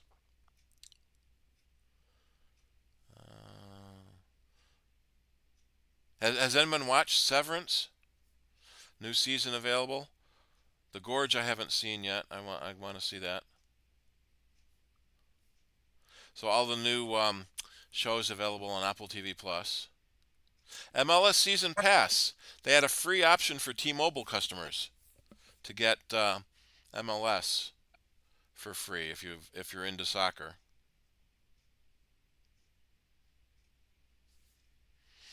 I just finished season 2 of Silo. All sorts of new stuff coming. All right, let me stop sharing that. And we'll come back to the meeting. All right, any questions on the new computers? Anyone have one yet? Charlie, you said you just got the M3 Air. Yeah, so it's last year's. Yeah. Well, how just? So Apple's got a 14-day return policy. Well, no. No? I've had it for a little while. Yeah. And the thing is that it's fine. I mean, they're always going to, Yeah. because they're secretive about what's coming next, they're always going to do that. Yeah, you never know. And the interesting thing is that they gave me $180 for my old Intel MacBook from 2017. So, that was all right. Yep. Yeah, but so they do have a 14-day return policy. So if you did get an old one, you get a now old one. Within 14 days, you can return it and get the newer one for the same or lower price.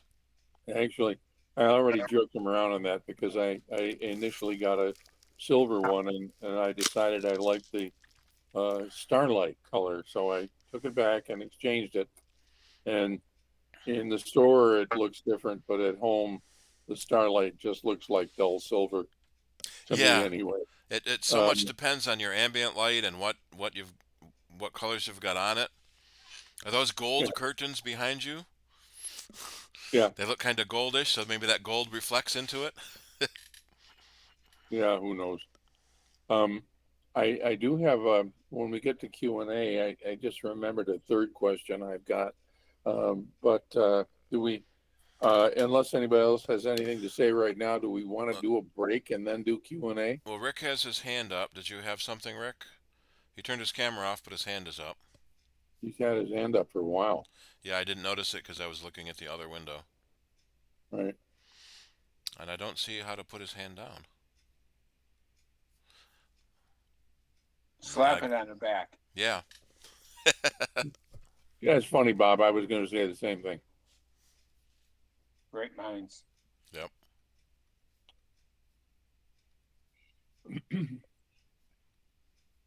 Alrighty. Yeah, I guess we can take a break then. Well, it's just about 9 o'clock. Do we want to take a 10-minute break or something? Sure. I can go refill my cup again. And if I'm not back in exactly 10 minutes, start without me.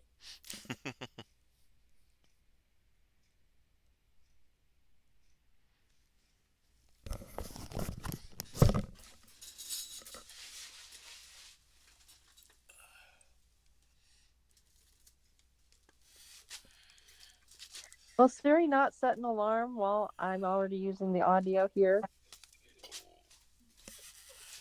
Yeah, I don't have a question. I didn't until we took a break, and it won't let me set an alarm. I just had my hand up because it was for voting. Okay, all right. It was just something fun to do.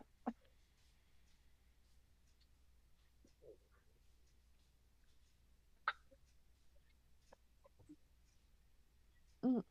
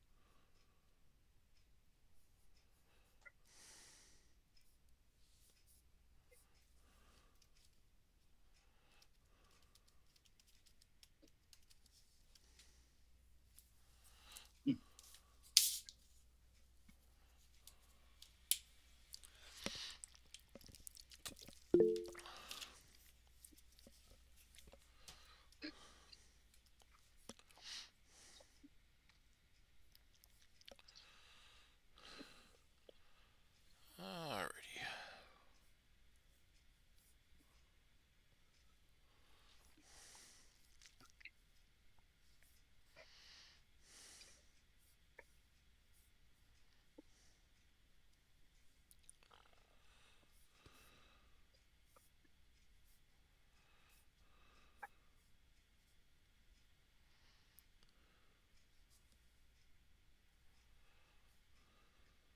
Social Security, Medicare, and he intends to do. Traumatizing. The American people, some of them may have been born at night, but not last night. People are aware of this. Every single Steve, Yes. you have someone coming in. iPhone 10s, my girlfriend has, and is it still a workable phone? Um, yes, but it can't take the latest operating system, so it doesn't have the latest features. Okay. All right. Let's see how far back it's stuck. Oh no, the 10s can do the latest version of iOS. Let me update my Mac tracker just to make sure. And then this is my girlfriend. She's 85 and she sometimes has trouble. And I gave her a cord, a 10-foot cord, but it doesn't have the right, connection because it was for the newer phones. Yeah, the 10s is still Lightning. So I looked up and then online, and then they said it could use an 18 watt. Yeah, then so it can charge faster. It will use up to 12 watts, so you don't need anything more than 12. Okay, But the 18 will work. it will. Yeah. Okay. All right, but then I tried to find 18 watt. Well, like they don't have an Apple 18 watt anymore. Yeah, Apple does the 12 and the 20. All right, so okay. Actually, I All don't right. even know if they do the 12 watt anymore. Because that's, yeah, the 12 watt was USB A, and the 20 watt is USB C. Yeah, so I have this one that's like the original one, I believe. Yeah, the little tiny square one was Yeah. 5 watt, Okay. and the 12 watt one was a little bit bigger. It's written on the thing, but it's such a tiny writing you almost can never see it. Yeah. Okay. All right. So So if you want an Apple one, you'd have to go with a 20 watt Apple adapter. will it work with the 20 watt on that phone? Yes, it only needs 12, but it will work with 20. And then you'd have to get a C to A adapter. I'm sorry, no, a C to Lightning cable, Right. Right. because the phone Okay. needs Lightning. Okay. All right. Okay. I didn't know if the 20 watt was too much.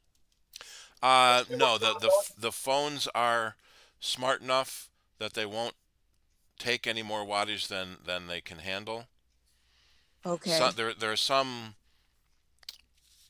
devices that aren't smart enough, and you can blow them out by putting too much charge in it. But the phones will work okay. They'll figure it Is out that- themselves. Is that also true of iPads and MacBooks? Yeah. Good. There was an issue in the early days where the iPhone came with a small 5 watt charger, and the iPad came with a larger 10 watt charger.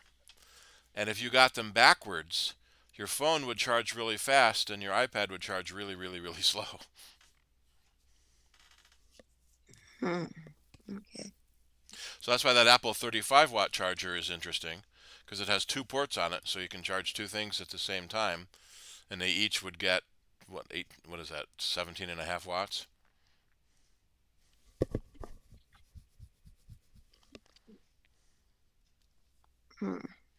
And if you look at third-party adapters, you have to be really careful. There are some third-party adapters that are just too cheap. Yeah. Because they're made really badly. Yeah. No, as long as I know the 20 watt is okay, then I'll have her get, the Apple 20 Yeah. watt. There was a website that did a teardown of like 20 different chargers they bought off of Amazon, and some of them were so badly designed they were afraid to plug them in. Well, if you recall, I had bought charging cords for, it Yeah, was when I, for the MacBook, and I bought them on Amazon, not realizing they weren't working. yeah. So Some of the they, third-party charging cords are the same thing. They're just yeah, they're designed really badly. When you yeah. think of the charging cord, so it's got to take 120 volts from the wall and convert it into the 5 volts the device needs. And so there's a high voltage to low voltage transformer in there.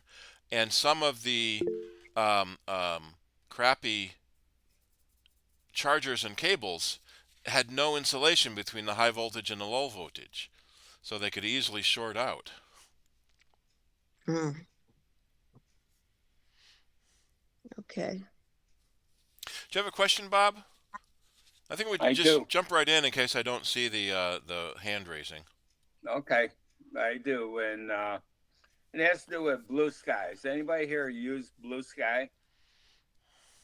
I don't know what it is even. It's a social media thing, like Twitter, like X, like Facebook, and I see a lot of the people, a lot of the contributors on MSNBC, mention Blue Sky. They have accounts on there, and I have an account now with Blue Sky, but what I'm seeing is now, is there some way I can show my screen?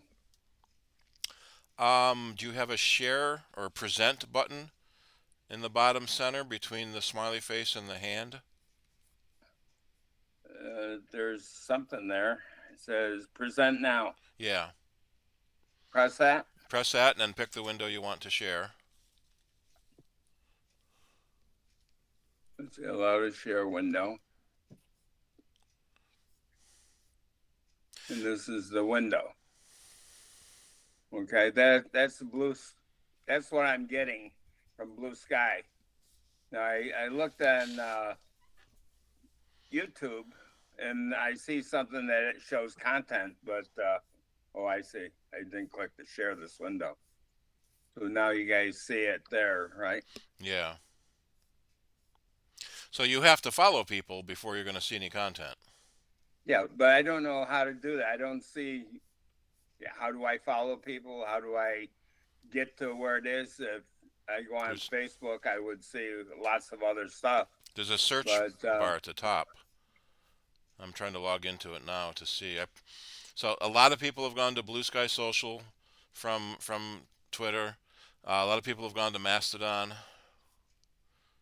It's my of a free-for-all. screen here is all grayed out. I don't know why.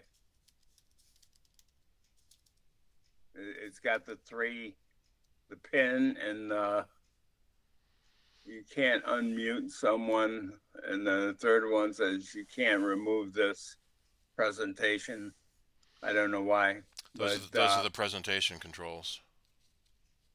Yeah, and it's all grayed out, like it's not active. And I'm trying to scroll up and down in that window. You can see my cursor there, right? No, because you're in the presentation window. You have to switch to the actual Blue Sky window, not the Meet window, to control the Meet window. There you go. So that, okay. Well, anyway, it says, I don't see any content, any posts from other people. Oh, because you're in the wrong place. You're on the Zendesk help forum. Zendesk? Yeah, you see the address bar at the top? You're at Zendesk. Address bar is Zendesk. Yeah. Is it somewhere around where my cursor is right now? I don't see anything that says Zendesk. Right at the very top center, it says Blue Sky something.zendesk.com, doesn't it? Yeah, right under your cursor. Apple CIDER. You're in the wrong window again. You have to be in the Safari window, or the whatever window you're in Blue Sky in, not the Meet window. But you need to go to bsky.app, bluesky.app. You're at the wrong website. You're on the Zendesk, the Blue Sky Help Forum, bsky.app.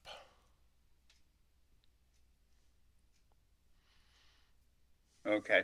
And what I've seen So now is you can download the app for your phone, or you can log in on your computer.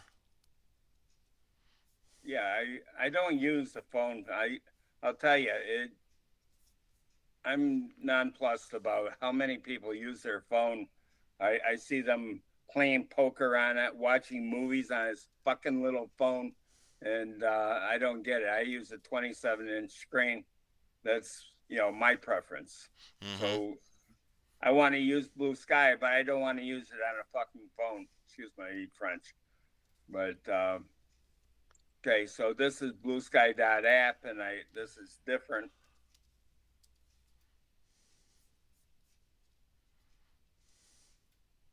You don't see that, right? No, you're not at bsky.app. You're still in the wrong place.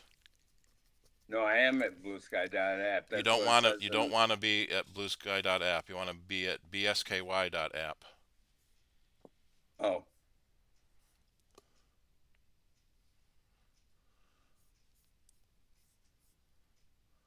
Okay, now and I see stuff now. Yep. Yeah. So that's the feed of other people posting. You can create your own account to start posting. Okay, I got that. I have an account, so I don't even know how to do it, but click the sign in button. Me. So I wonder where you were before. I was So bluesky.com is a calendar company. There's too many things called Blue Sky is the problem.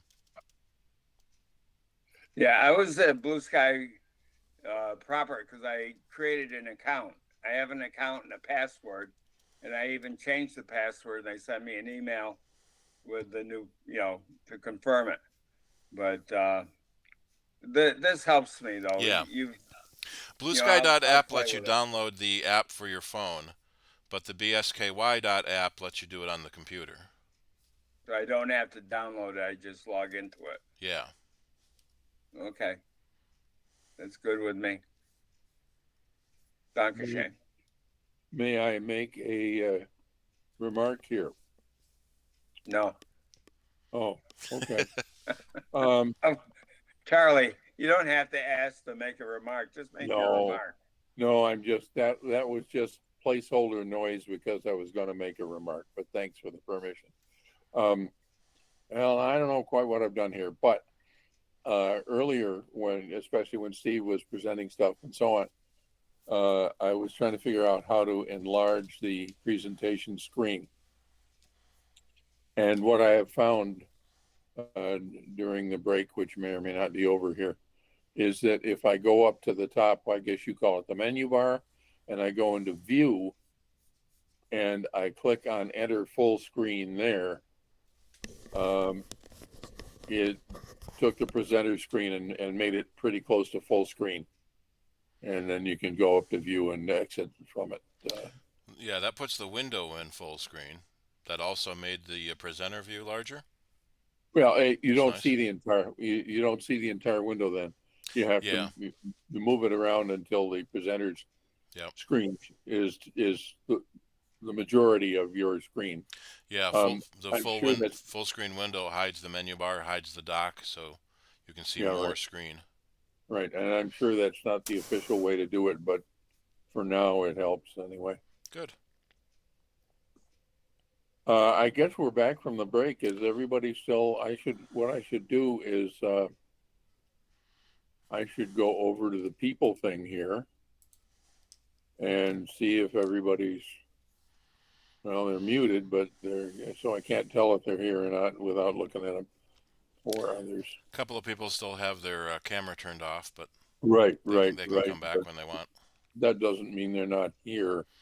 And now I want. I love this. We're seeing the top of your head there, Charlie. You got to angle your camera down a little bit. I wouldn't be surprised. I will do that shortly. I don't. Oh yeah. Okay. Fine. Um. No. Much better. Oh, thank you. What I'm now I can't even articulate what the heck I'm trying to do. Um, I'm trying to change, I guess, the presentation, which is okay. Change layout, maybe. No, it's in automatic, and I'm going to leave it there. So I have a large tile with Steve in it, and then I have other tiles next to it, but I don't think they're showing all the participants. You have me pinned, which makes me bigger. Right, If you point to the center of my picture, there's an unpin. right, right. Okay, good. And if Yeah. you go into that change layout, you can control how many maximum tiles you see at once. At least I can on Chrome. I don't know if same thing happens on Safari. I'm in Chrome now. Where were you saying to go again? The three dots at the bottom center. Right, right. And then change Change layout. layout. Right, right. Yep. At the bottom of that window is maximum number of tiles. Let me log in with Safari here and see actually, what happens. it looks like a slider bar thing almost. Yeah. But anyway, I currently have 9 tiles on the screen, which I think is all the people we've got. So, well, except that there's a +2 others thing here. And you're on twice. So yeah. There's 10 loaded at the moment. Let me change layout and go up a dot on it. 16. All right. I can change the layout. Oh, you can change the layout on Safari. That's nice that that's available. I now I've changed it to 16 tiles and I'm seeing 10. Yep. Oh, 16 would be if there were 16. Yeah, the maximum of 16. So we're at 10. Yeah. So you can go to a max of 49. Like postage stamps. Yeah, and they would be too small. That's why you have the option of limiting the size. And you can also turn off tiles with no video. So right now, Kim and Carol just have their initials. You can hide tiles without video. Yeah. Oh, no. So their video is turned on, but muted. So that didn't do what I thought it would. So it shows, it shows them as empty because they have their camera turned off. Right. Oh, but my second icon disappears because I have my camera turned off. Right. I don't even have the camera connected. Okay. Are we in Q&A here? Yeah, let's do some Q&A. Well, I've got some things unless somebody else wants to go first. I have one more thing relating to the 10S, Steve. Yeah. This I think I asked you this before, but I can't find what you said. Okay, so she needs to back up her photos and put them on her Chromebook. Photos from her phone to the Chromebook. There's two ways. Plug a wire between the camera and the phone and the computer, and the computer will see it as a camera and import the photos. That's a manual process. You would do that every time you want to bring photos in. Okay. Or you can install Google Photos on the phone and sync your photos to Google. So then they'll automatically sync to the Chromebook. Except you may have to pay for storage. If you use more than 15 gigs, you have to pay for storage. Okay. I think she has about 1,000 photos. I have no idea how. Okay. Yeah. I'm pushing 100,000. Yeah, so we're going to Florida for a couple of weeks, and I usually take 4,000 or 5,000 photos. Okay. Well, we're going to a big air show in Lakeland, Florida, where I typically end up taking 1,000 photos a day, and it's trying to catch the airplanes as they fly by. So Yeah. it's sky, sky, sky, nose, nose, nose, airplane, airplane, airplane, tail, tail, tail, sky, sky, sky. So when are you going? First week in April. Oh, how fun. Can you video them instead and just then pick a frame out of the video? Yeah, I do some of each. Yeah. Okay, and then I have one last thing. I'm paying $4 and something cents each month for Apple Care for my watch, and I don't know why or if I should be. Um, how how violent are you? Not real violent. Yeah. So Yeah. Apple Care for the watch will. I'm trying to bring up the price list here.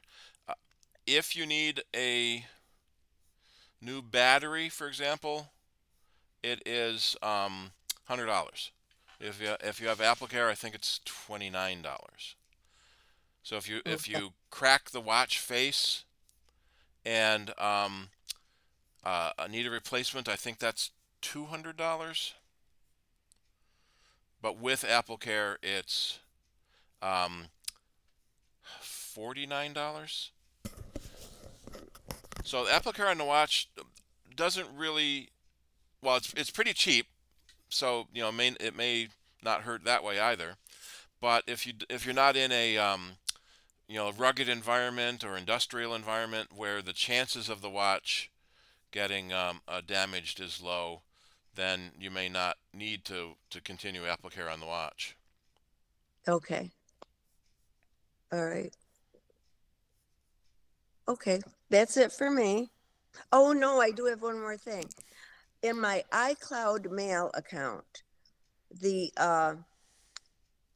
it's all gibberish. Like it'll say for example, I get an email from Scott Miller, but the content isn't Scott Miller. It's malware bytes or Polo Ralph, something else that I get mail there, and it's very annoying. You probably need to rebuild your mailbox index. Oh, sure I do. And let me share my screen here. So if I go into full screen, it got a little bigger. Yeah. So Actually, you can see more than it's easier to see than on the Mastermind Lounge. yeah, you I can make think. it bigger. So in you're going to do it in your inbox, but then in any other mailboxes you're having a problem with, in the mailbox menu, there's a rebuild command, and that will rebuild the index. So something happened in the mailbox so that the message and the contents of the message are not indexed properly. Okay. And so it's on, I'm sorry, it's under what? In the mailbox menu. Oh, okay. Just rebuild mailbox. Yeah. And do And that that's for every mailbox you're having trouble with. what for every email account or every just Well, every mailbox. So your inbox, your sent box, your any okay. any mailboxes you've created. Okay, it's just the Linda C. Danko at iCloud is the only one that. Right. So each mailbox in that account Oh, you okay. can fix. Okay. All right, I'll try it. Speaking of which, let me show you this. Let me make this bigger. There's another scam going around again,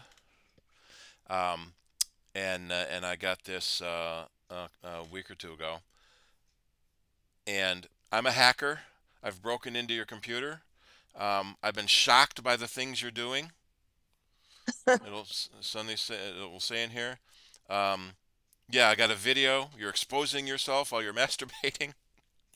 Dirty videos that you're watching. And send me money. Here's my Bitcoin address. So it's an extortion scam, but it's all fake.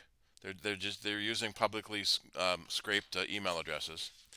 What's different from this one is that it doesn't include passwords. So there was one a few years ago where they were using leaked passwords because so many passwords have been leaked. They can send you an email and say, here's your password. I know you've been doing bad things. Send me money. And it is your password because your password was leaked. I don't think. Well, at least that tells you to change your password. Yeah.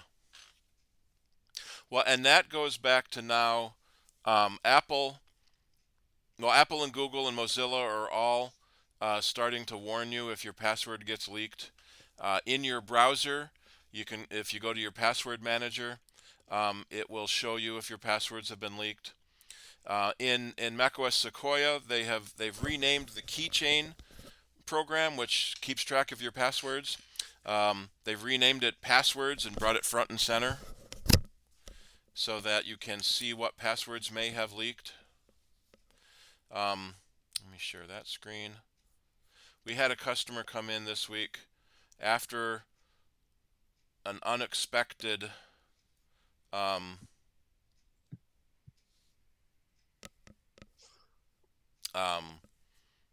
their computer upgraded to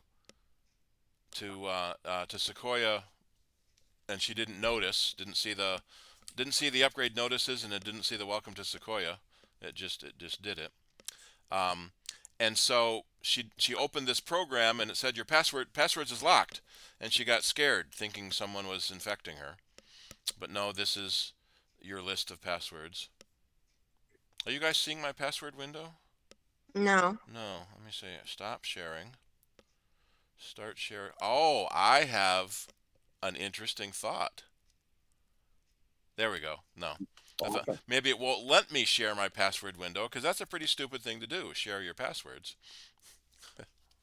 Good point. Good point. Yeah. So I have 138 security warnings in my password list about passwords that have been exploited or reused. So here I have a very old Adobe password. So this password has been compromised and seen in a breach, but this account is gone anyway, so it doesn't matter. I use that for as an example. So the passwords utility or in Safari under passwords, it will tell you what accounts have been breached, what you should replace, what you should change. I have changed most of these. I haven't updated my password manager yet because I like using this as an example. So passwords for places with money like banks are very important. Passwords for your email addresses are very important because most systems will have a password reset link that will come through email. So if the bad guy is in your email, they can reset all of your other passwords. So you want to make sure that your passwords are secure.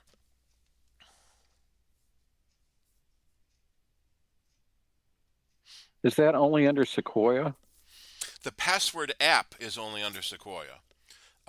Okay. But in previous OSs, it is under in Safari under passwords, and in Chrome under passwords.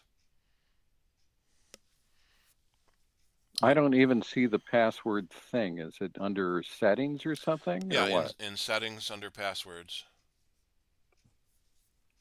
Let me see if I can find a picture of it, of the old version. Apple Safari password and image. Yeah, let me share this window.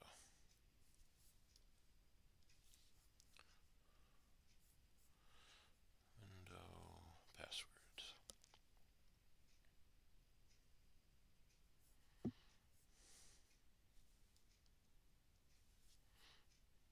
So when you go into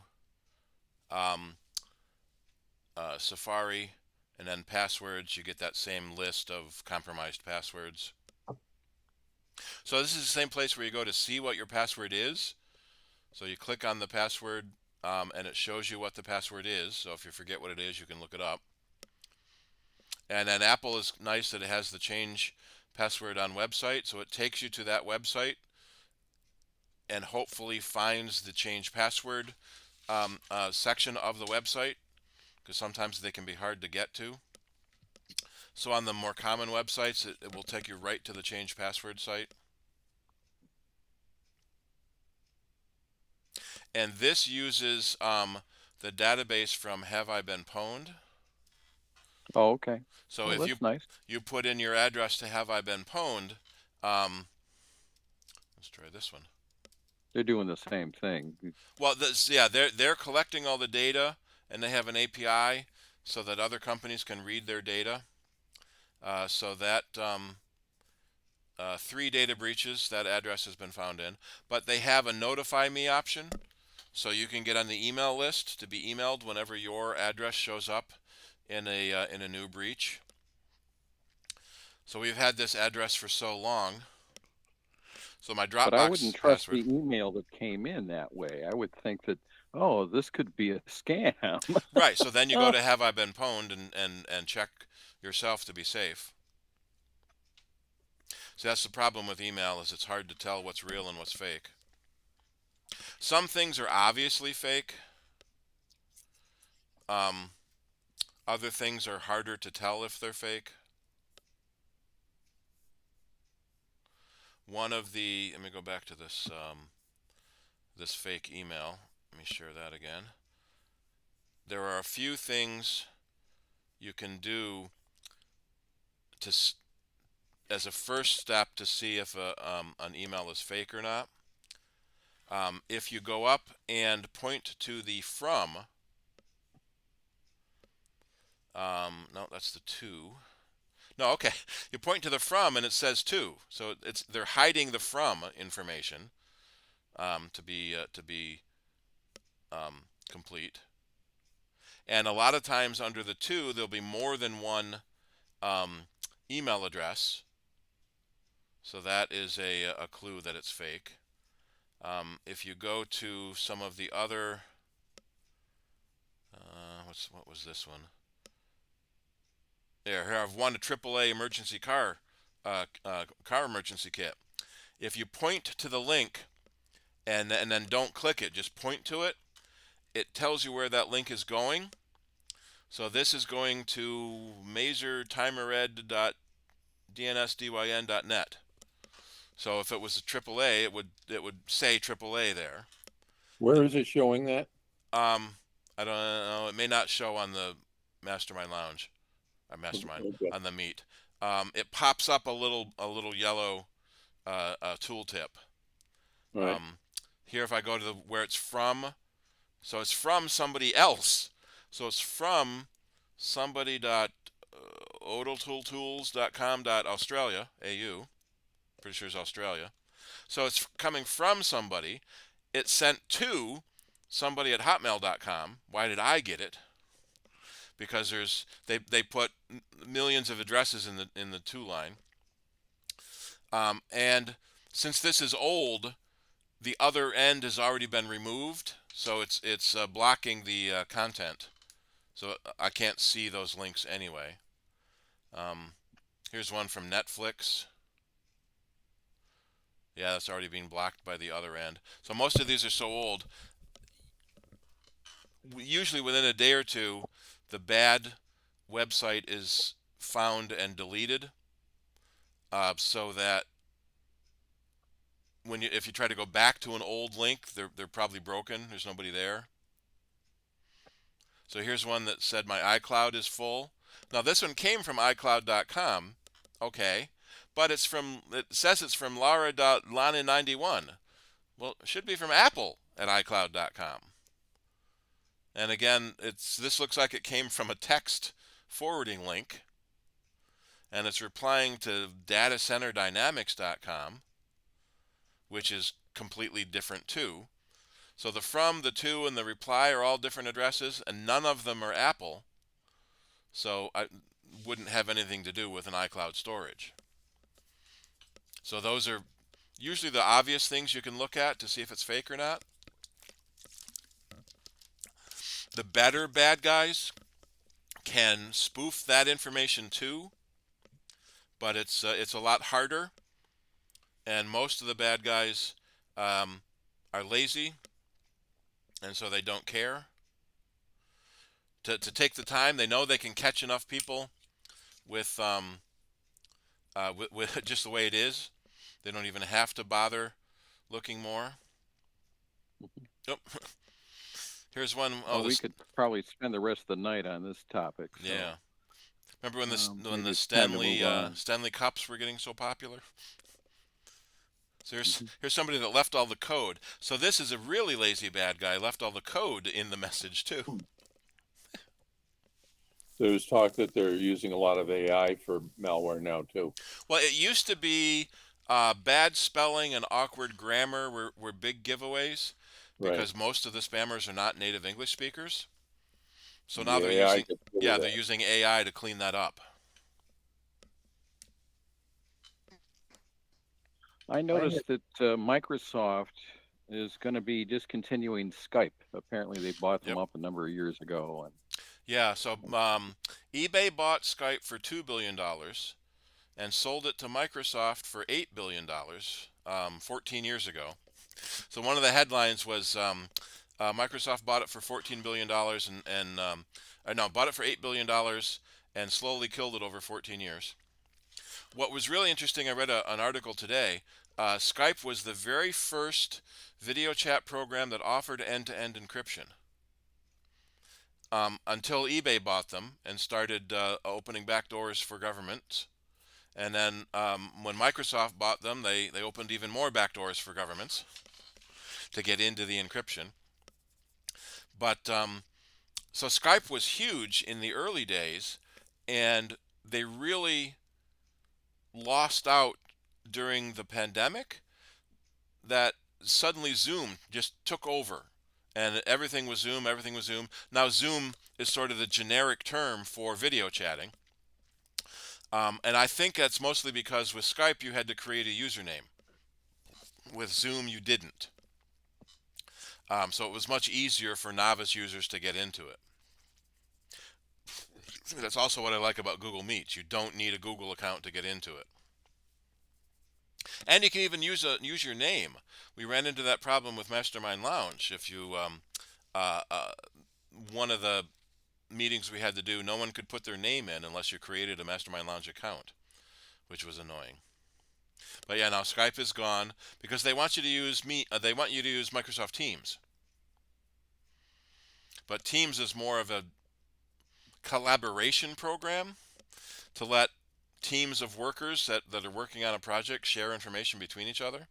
It also does video chats, but it does a lot more than that. And it's also free. yeah, it's kind of like Microsoft's answer to Google and their Office suite Yeah. and communication stuff. Yeah. So I was on the internet a little earlier today, and I came across home servers. And apparently, this is a trend that's coming around more and more. Mm-hmm. It seems to be other OSs, and they're Linux based, but they allow things like file sharing and for you to stream things, but yet it's sort of your own cloud that you have Yeah. at home. Western Digital Is how calls they're theirs selling the it. MyCloud. Synology has one. LaCie used to have one, and they shut down that one. Just went back to hard drives alone. But it's getting to be popular again with more and more people having so many photos, and most of the photo storage services charging a lot of money for storage. That it's nice to be Mhm. able to have your own home server. But then you have to add the complication of being a system admin to manage your server. Well, they're trying to simplify all of that within these other OSs. Yeah. So everything is just, point and click. I want this other thing. Yep. I don't want that. And A lot of them are just kind using of set it up apps. that way.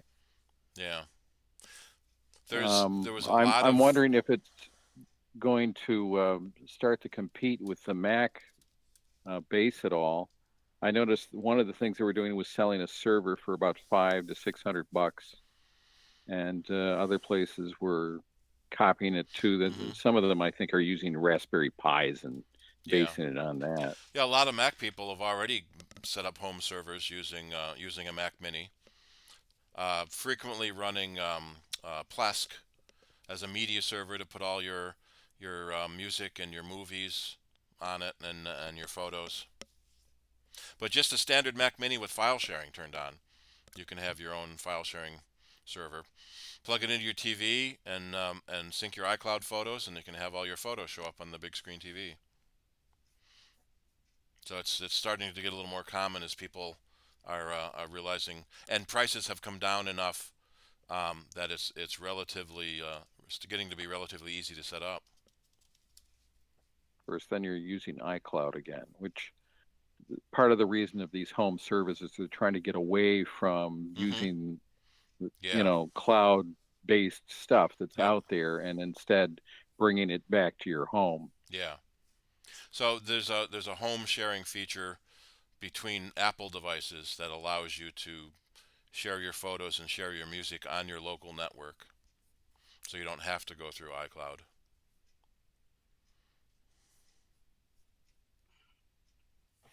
All right, well, that's just all my little Yep. 2 cents of info, so other people can ask questions. Yeah, it was started getting popular years ago when a little before, I guess a little before streaming music came out, where people, well, 2001 when the iPod come out, people would rip their own CDs, and now you've got thousands and thousands of songs on your computer, but I want to play them on my stereo, and with my nice big speakers. So Apple had the Airport Express option for that, so you could plug your stereo into your network and be able to play your music through your stereo from any device. Now we're seeing a lot of internet-enabled speakers with streaming, but a lot of people still want to play their own music, so you can do that through an Apple TV or a Mac Mini. And then when ripping DVDs, so you can put all your DVDs on a hard drive and not have to put physical discs in every time. That's where something like the Plesk server is handy, because it's a little easier to manage your DVDs that way. You can do music in iTunes by itself. But Plex used to be the what was it? The Xbox Media Controller. Because in the first days of the Xbox, that could be your media controller. Because that was one of the first ways you could get Blu-ray video and be able to watch Blu-rays is by an Xbox or a PlayStation. Because they were the first devices to have a Blu-ray player option. Now, a couple months ago, Sony just announced that they have stopped making blank Blu-ray data discs. Other companies are still going to make blank discs, and Sony's still doing Blu-ray home video, but we're starting to see the end of physical discs until we see what's next. I got a few things before. Yeah, go ahead, Charlie. Thank you for waiting. No, that's fine. Okay, one trivial thing. I know I'm talking about a MacBook Air on Sequoia.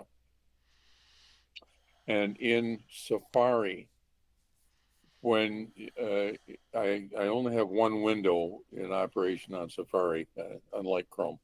And if you go up and click on the plus to add a tab, okay?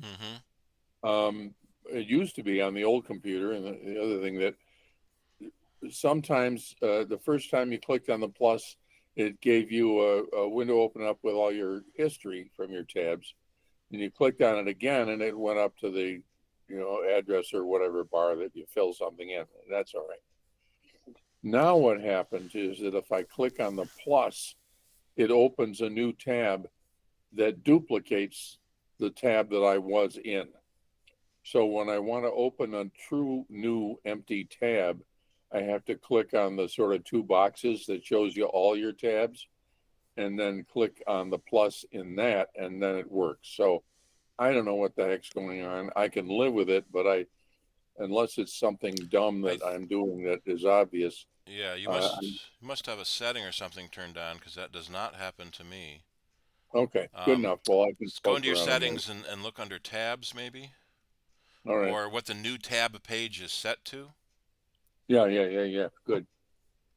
All right. The one Now thing the I like second, that they added is you can automatically close your tabs after a day, a week, or a month.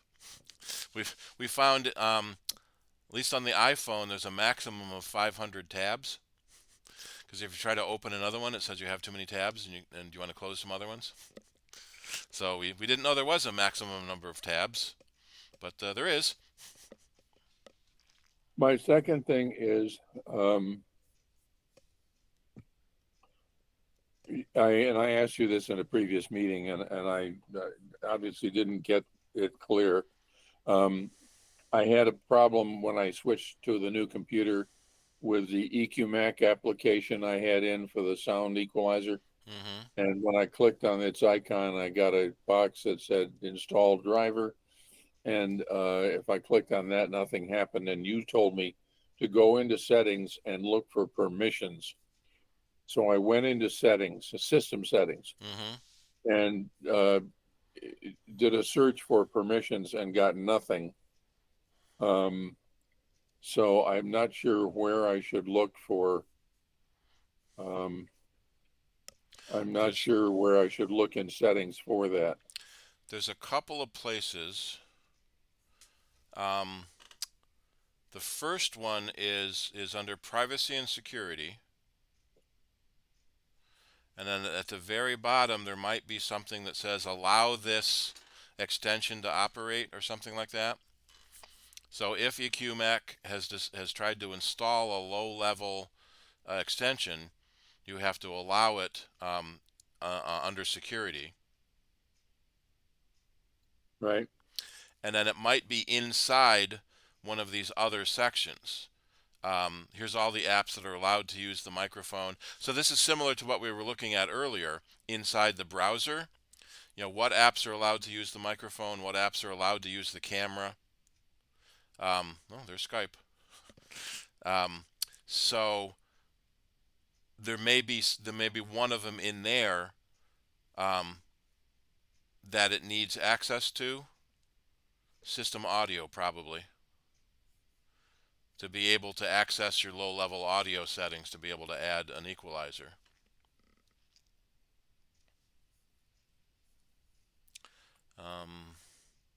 Free download. Let me try it right now. That looks pretty cool if you like wavy lines. Well, I'm not seeing that at all, but. Well, I'm on their website. Let me All right, I tried to. install the program and see what I get. Oop.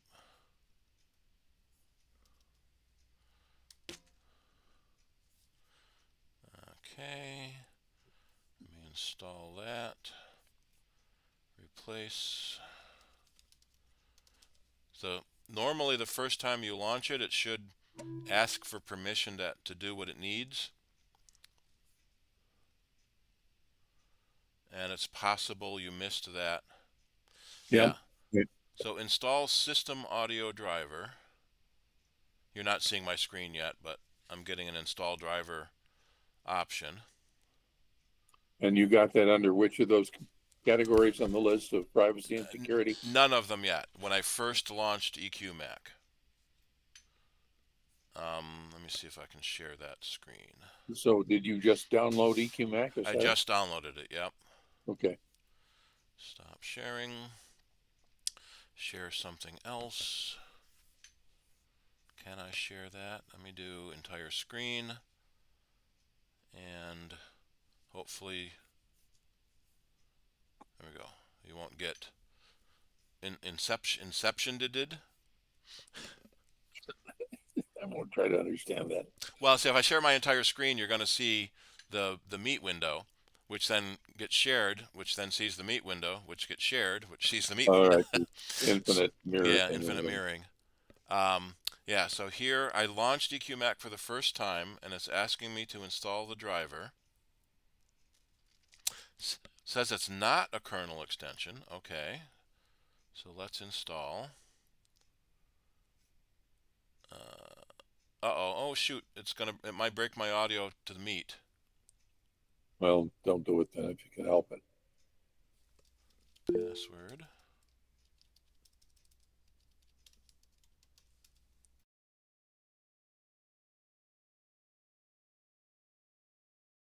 Administrator privileges. Accept.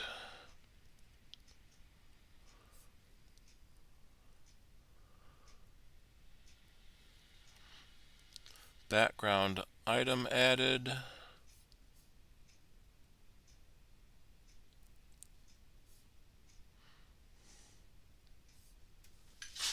So it looks like it ran.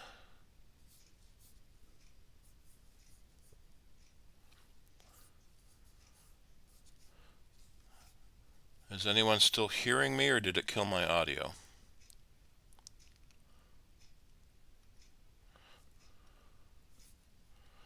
Test, test, test. I'm not hearing anyone coming in or going out. Audio. Logitech. Alright, that's not letting me work, so I'm going to quit that.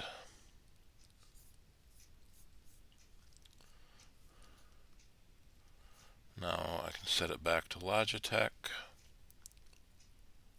And I'm going to stop screen sharing. Okay. Can you hear me again? Okay, I'm not hearing you though. Let's see. Multi-output. Logi. Multi-output. Me again. Should be working. I can hear ambient noises. So it looks like my audio in is working, but I'm not hearing you guys. Never mess with audio, while you're using audio.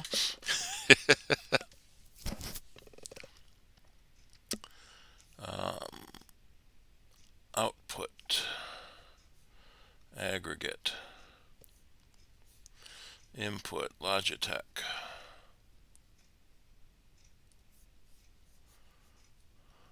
I guess I have Test. broken meeting. Okay. Anything yet? Can you hear me now? Nope. I hear Charlie. It sounded like he we can- responded to you, we so can- he did. We can hear each All right, other. hang a minute. I'm going to leave and come back. But he cannot hear us. Now he's going to go.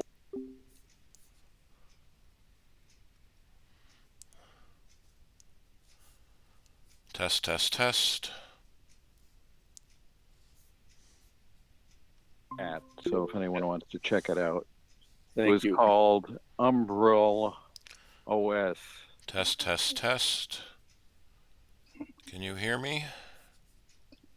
There we go. Can you hear me? I can hear you. I still don't hear you. All right, let me leave and close that window and try again. Hang on. Let me save. I hear my system noises. So, leave. Close the window. New window. Come back. Camera starting. Join now.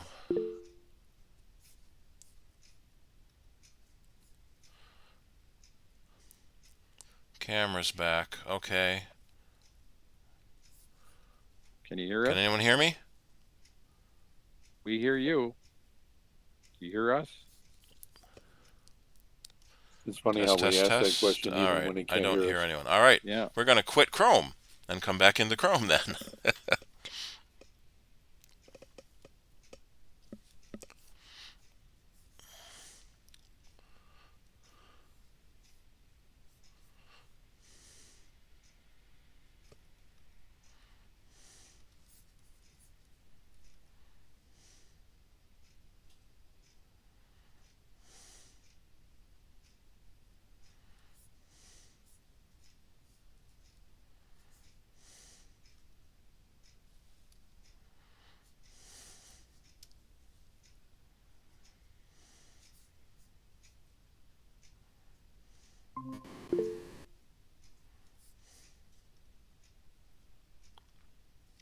All right, I'm back.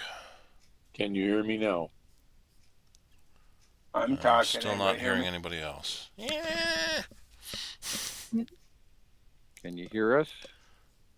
Yeah, but Switch Logitech output. Okay, I can hear you through the headset. Oh, good. You guys have stepped in the right direction. Yep, and then change that back to aggregate. So now it should be going back into YouTube too. All right, we're working.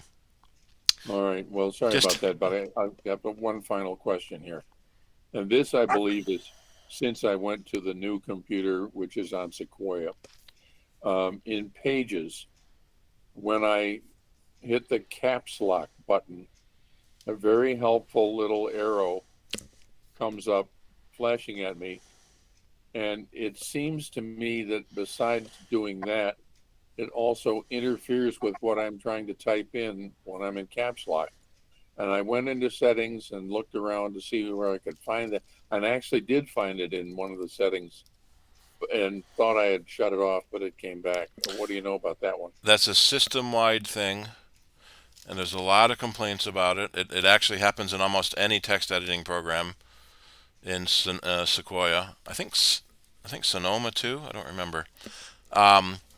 And the only way I've found that seemed to work, but it was dangerous, is to edit your system and remove the icon that creates the little arrow. And then if there's no little arrow, it can't put the little arrow up.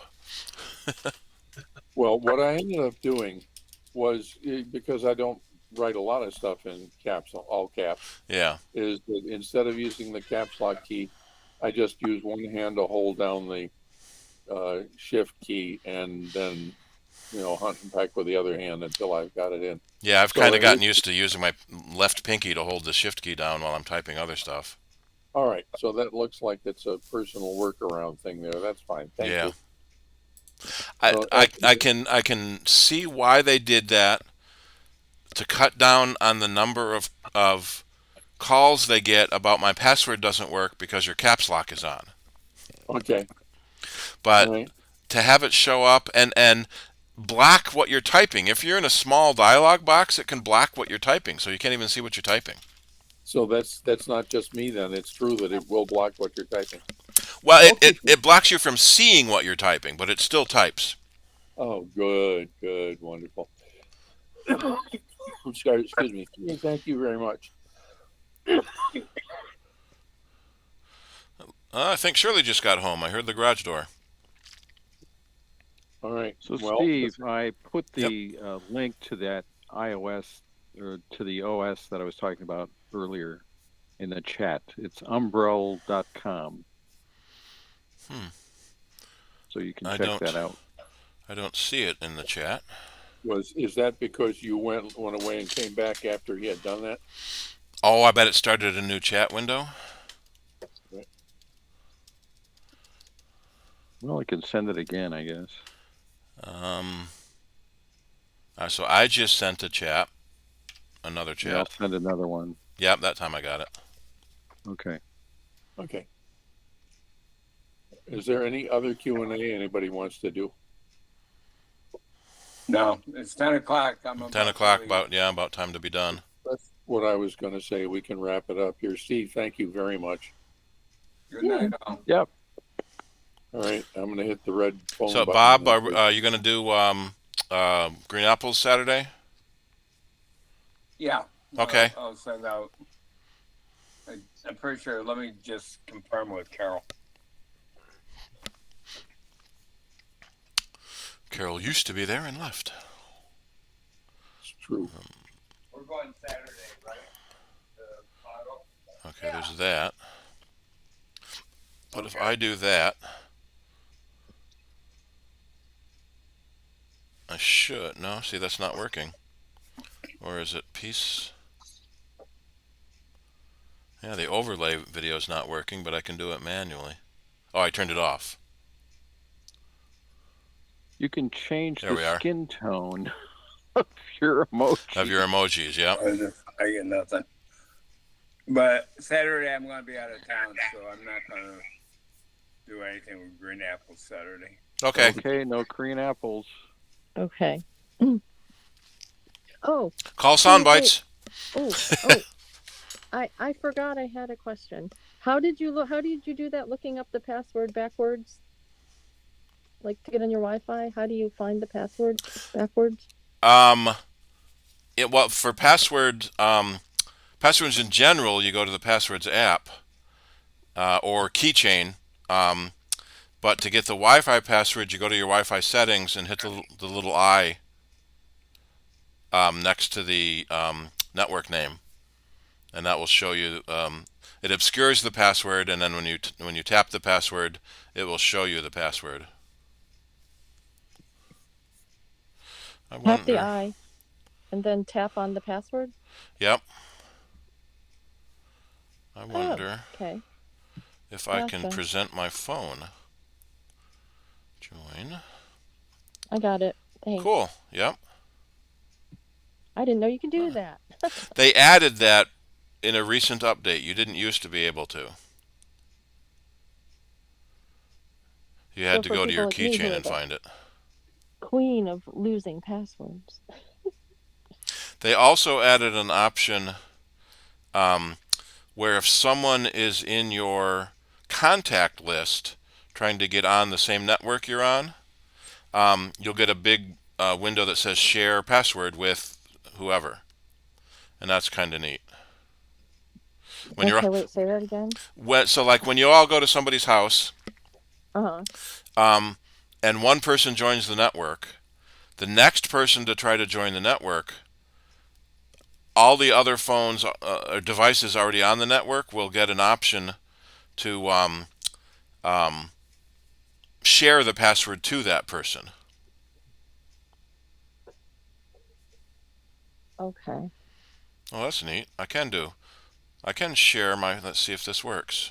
Yeah, I can share my phone.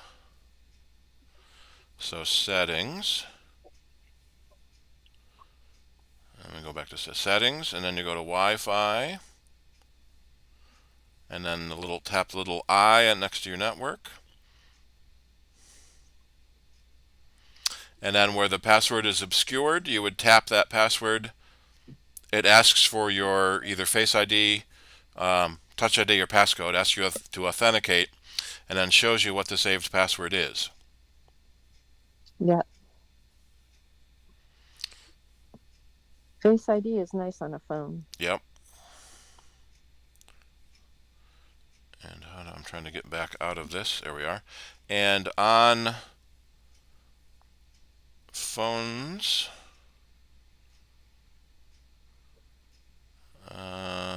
this already has the Passwords app on it.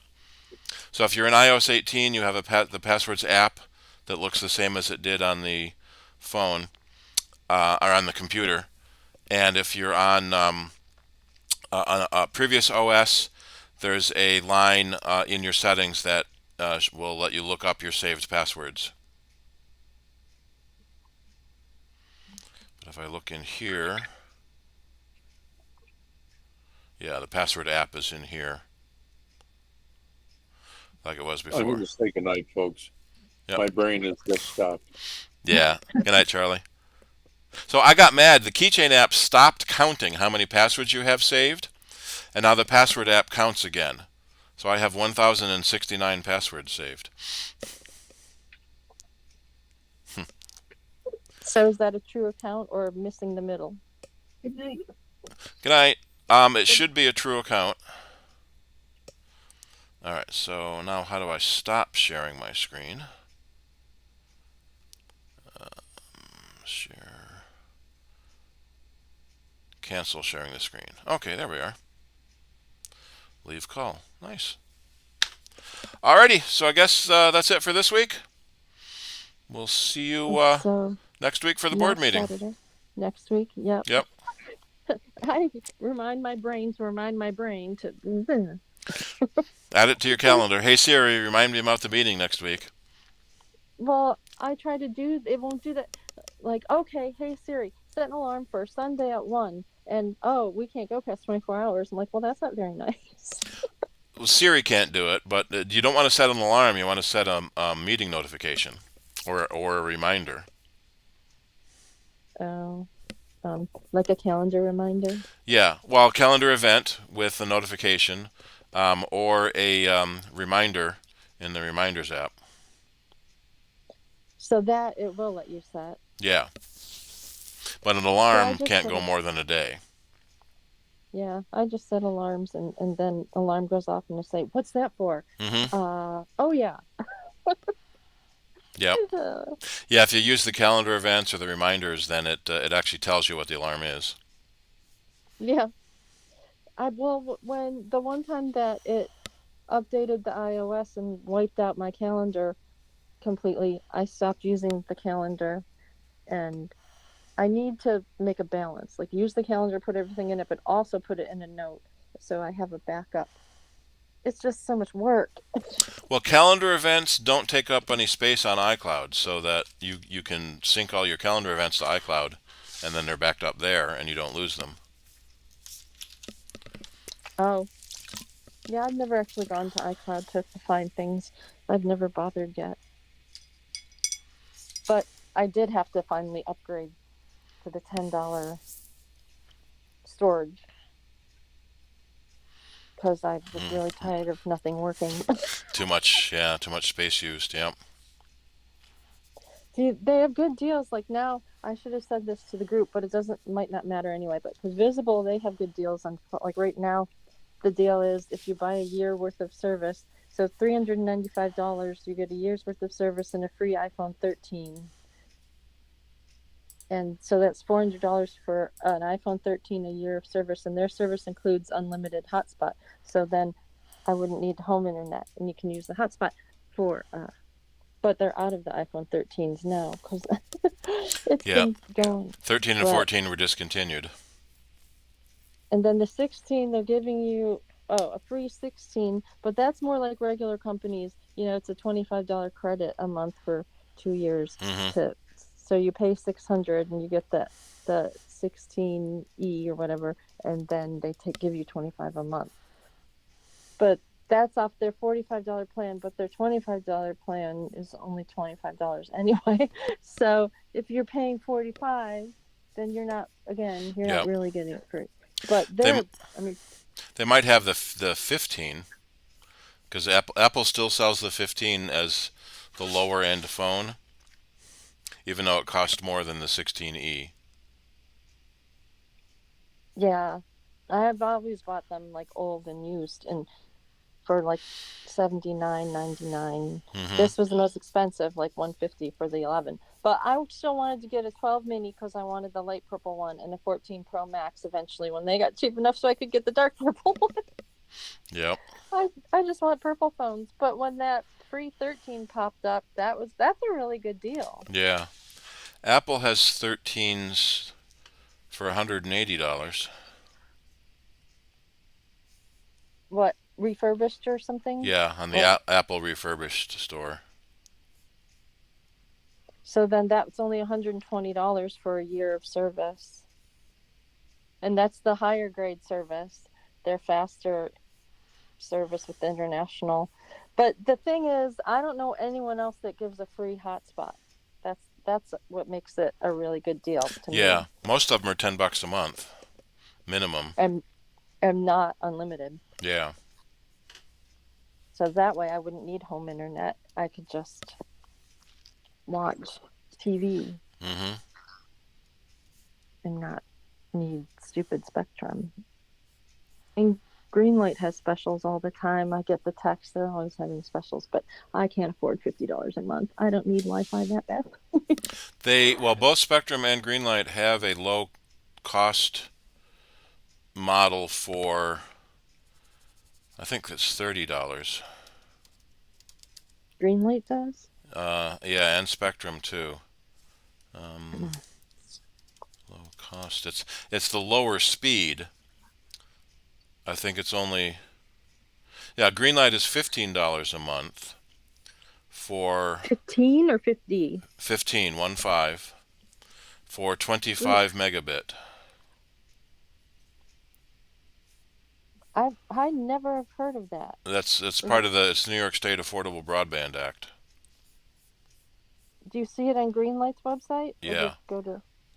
Can you see, look. can you see the chat window? Oh, can I posted a link in the chat window to the Greenlight Okay. page. Greenlight. Okay. Oh, open with Safari. That's interesting. Wow. And then Spectrum has one too. I don't know. Spectrum. They screwed me over so badly.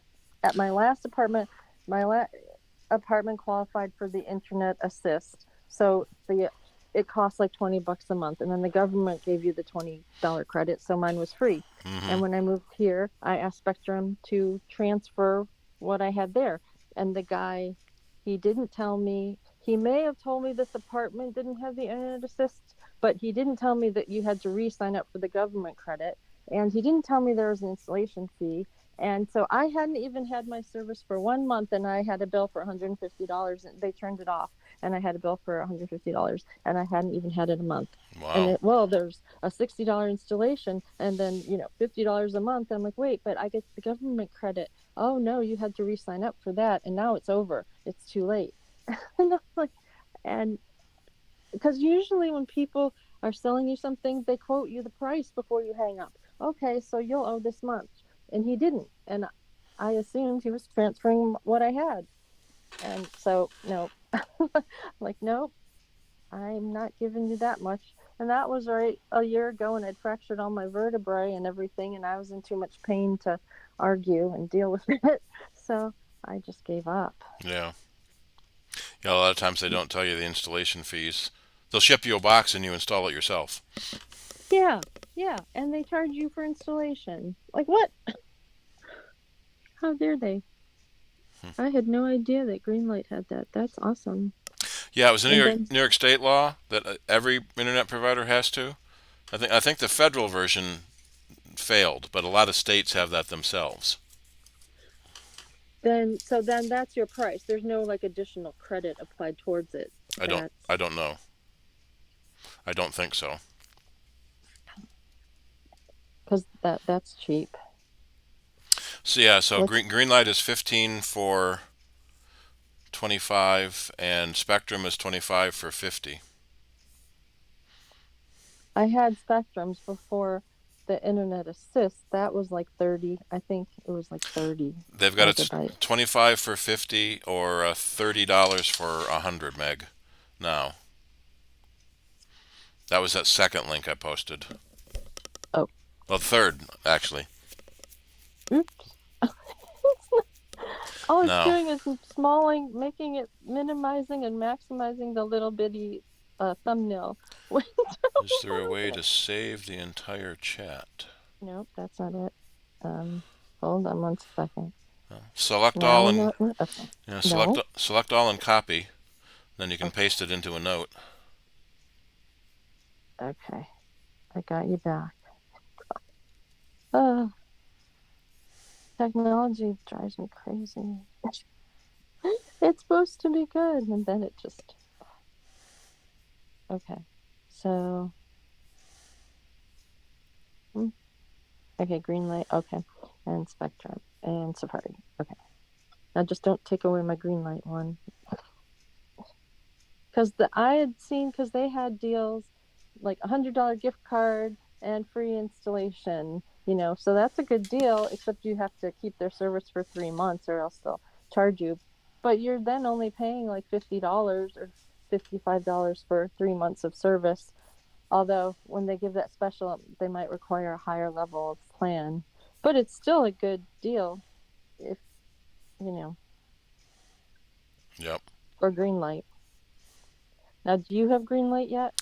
Yeah, I've had it a couple years now. I was supposed to get it before the pandemic, and then they shut everything down, and then I got it like a year after it ended. So I've had it 2 or 3 years now. I don't really, I don't know. It's like when you don't have something, you don't miss it. Mm-hmm. So I was always fine with my 30. Now maybe if I magically had 1,000 and started using that or something, I'd be Well, used to it. as And then as a single person, you probably never would notice it. But if you have multiple people streaming big videos or downloading a lot of stuff repetitively, then you might notice it.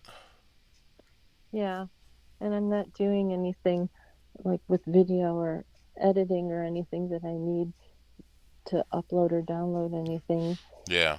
Or mom, dad, and 4 kids. Then you really need it. Yeah, yeah.